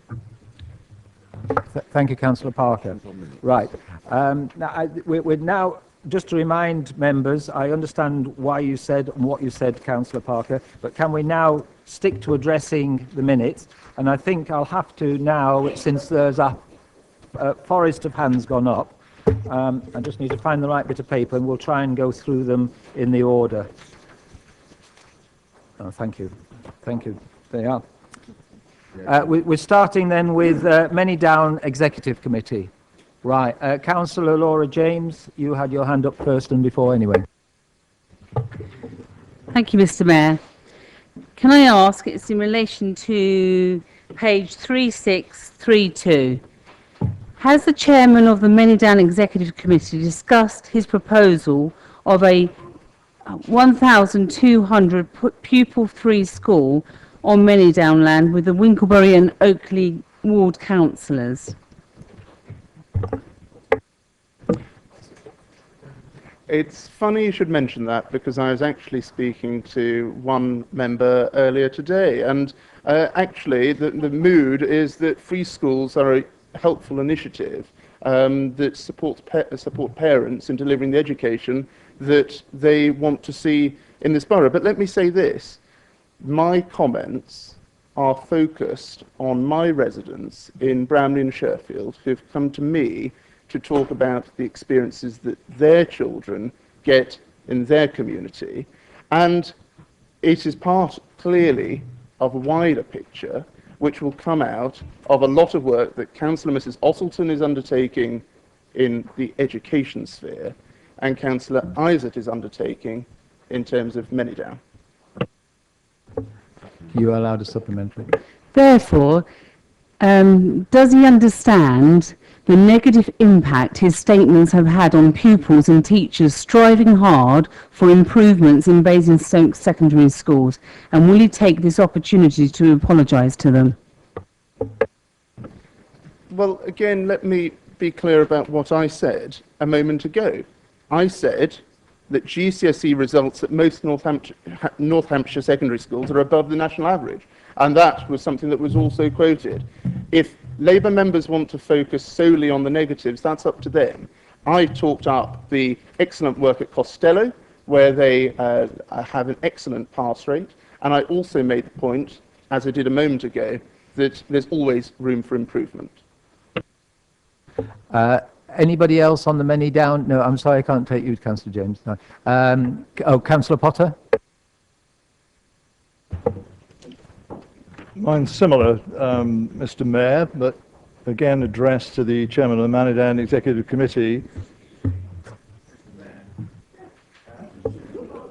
Sorry?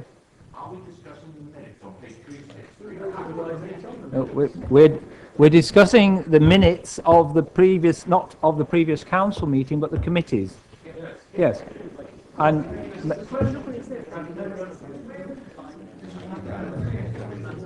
Well, Mr. Mayor, that's for you to determine, but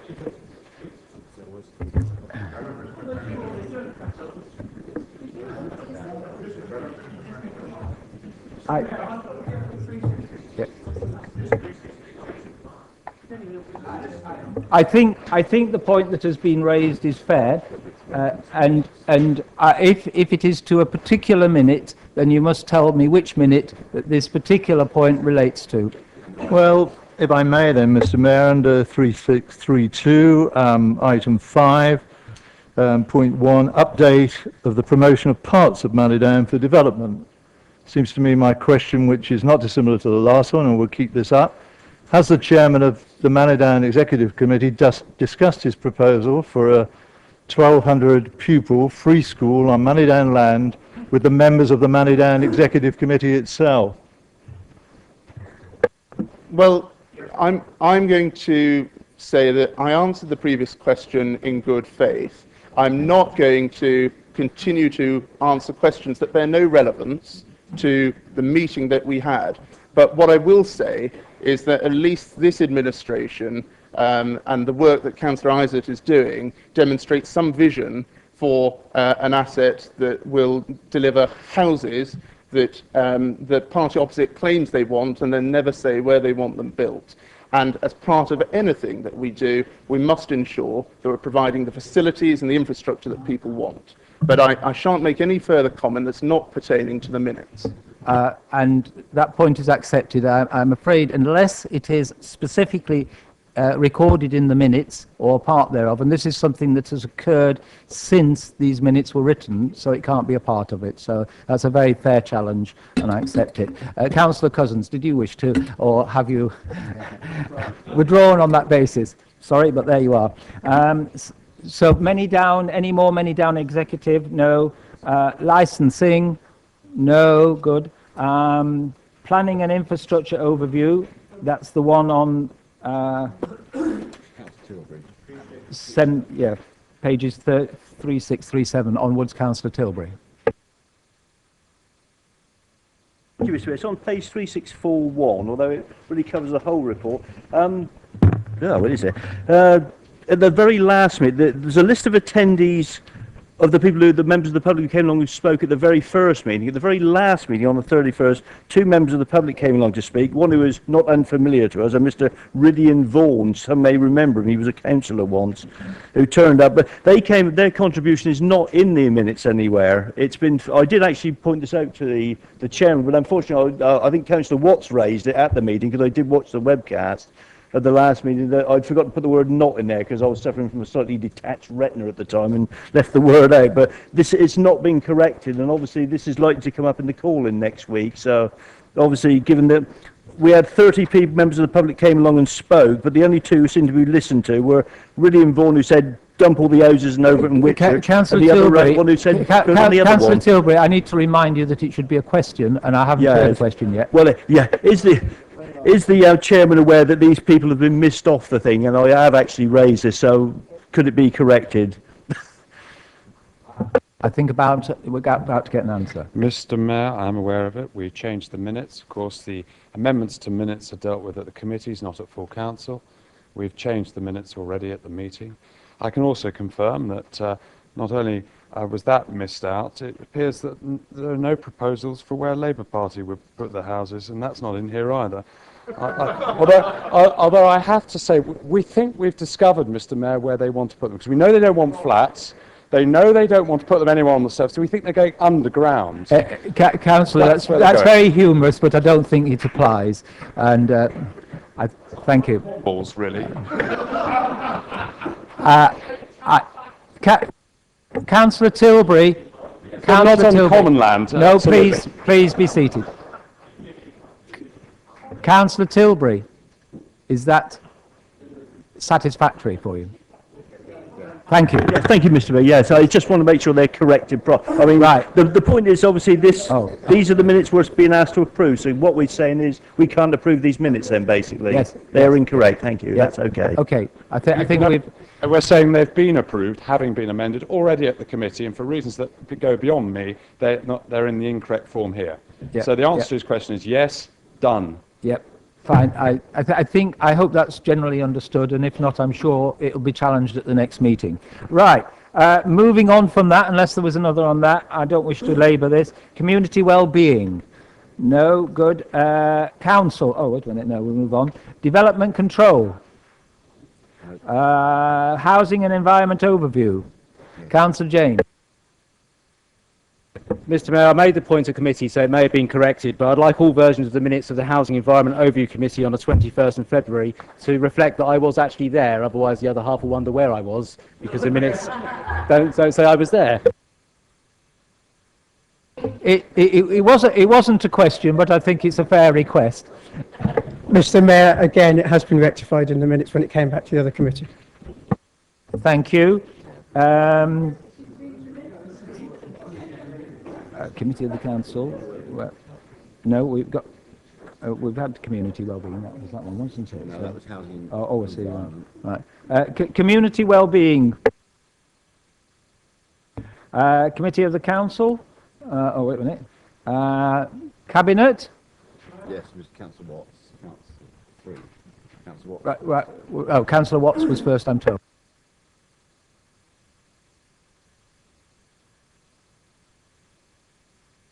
Sorry, losing my touch. Page 3705 and 3706, Chairman, I'd like to ask the Cabinet Member for Planning. In the light of the advice given by our critical friends at Planning and Infrastructure Ofcom on Tuesday, 12th of March, will you now abandon your unique and eccentric method of allocating strategic housing sites and instead commission the application of a demographic model to each of the individual settlements throughout the borough?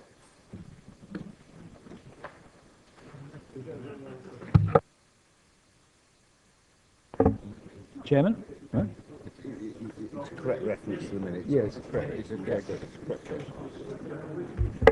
That it refers to, wait a minute. 3705. Yeah, which is the minute? It's under, the decision is that.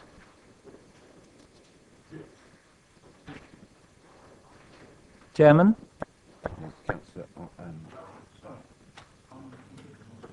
Would it help if I explain the question?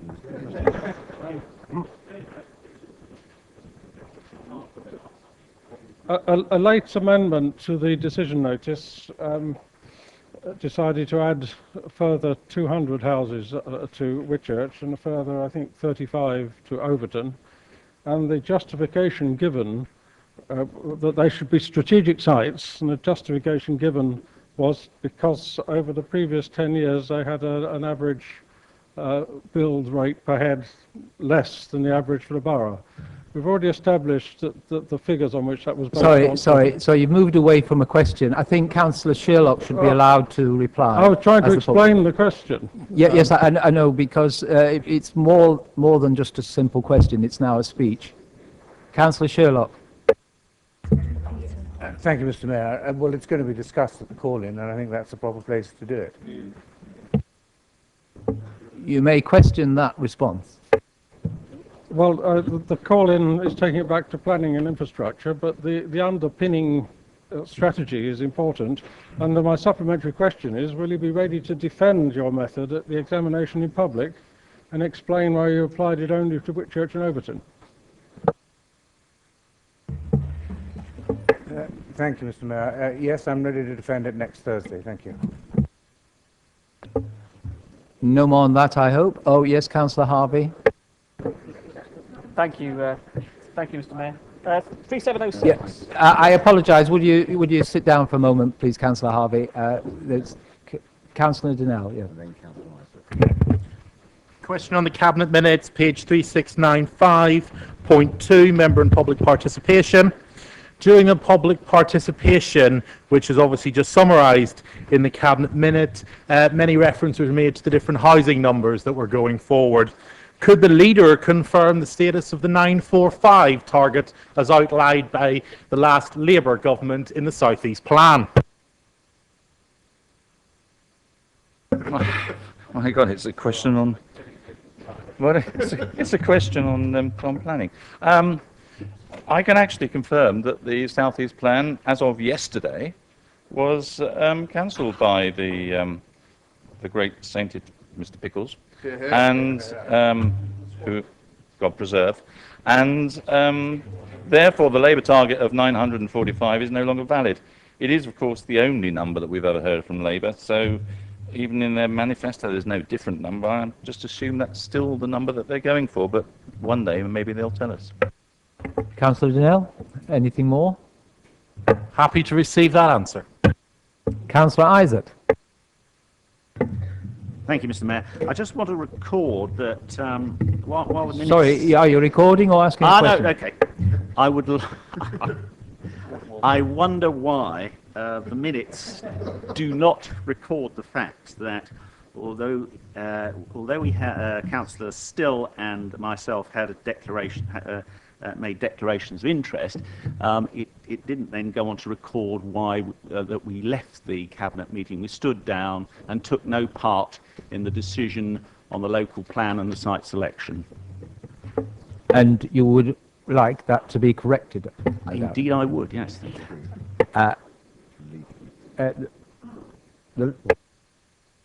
Is the leader happy to agree to that correction? I think it's a very good idea, Mayor. I'm delighted. Right, back to Councillor Harvey. Thank you, Mr. Mayor. 3706.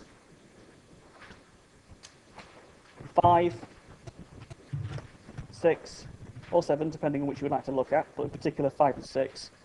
Can I ask the Deputy Leader of the Council, in terms of the Cabinet here requesting officers to undertake further work with relevant landowners or their representatives and service providers, with his idea of a free school of 1,200 places on Manydown, has he discussed, in relation to infrastructure issues, has he discussed these with infrastructure issues with Hampshire County Council, who happen to be the local education authority and part landowner of Manydown? In fact, there's a small snag in your fine rules, because Councillor J. Wardener doesn't take part in that place by virtue of being chairman of the Executive Committee. But he is a member of the Cabinet, he is Deputy Leader of the Cabinet, and the question he's perfectly capable of answering if he chooses to. No, he cannot answer a question on a meeting that he's not party to. So I'm afraid that we have to move on to the next, which is audit and governance, planning and infrastructure, development control. Oh. So we're finished. Oh, right. Yes, it's been pointed out to me. I'm just reading the paperwork and not understanding the. Yeah. Oh, yes. Sorry. Yes.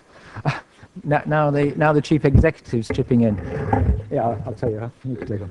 Well, in fact, colleagues, that includes what concludes what was not always an easy meeting, but challenging. I would be grateful if members would remain seated until I have left, but we just have a point from Councillor Keating. I think it had to be a point of order or something. Point of order, Chair. We just reported 3 lots of minutes that were incorrect or not properly recorded in these books. That's worrying, because minutes are supposed to be an accurate reflection of the records, and they're going to become increasingly important, and we need to get it right each time. Thank you. It wasn't a point of order, but it's obviously something of importance in its own right. So with that, thank you for your attendance, colleagues. I'm glad we have reached the end with some harmony still, and I look forward to our next meeting in May, when you'll have a different person in this chair in due course. Thank you very much for taking part.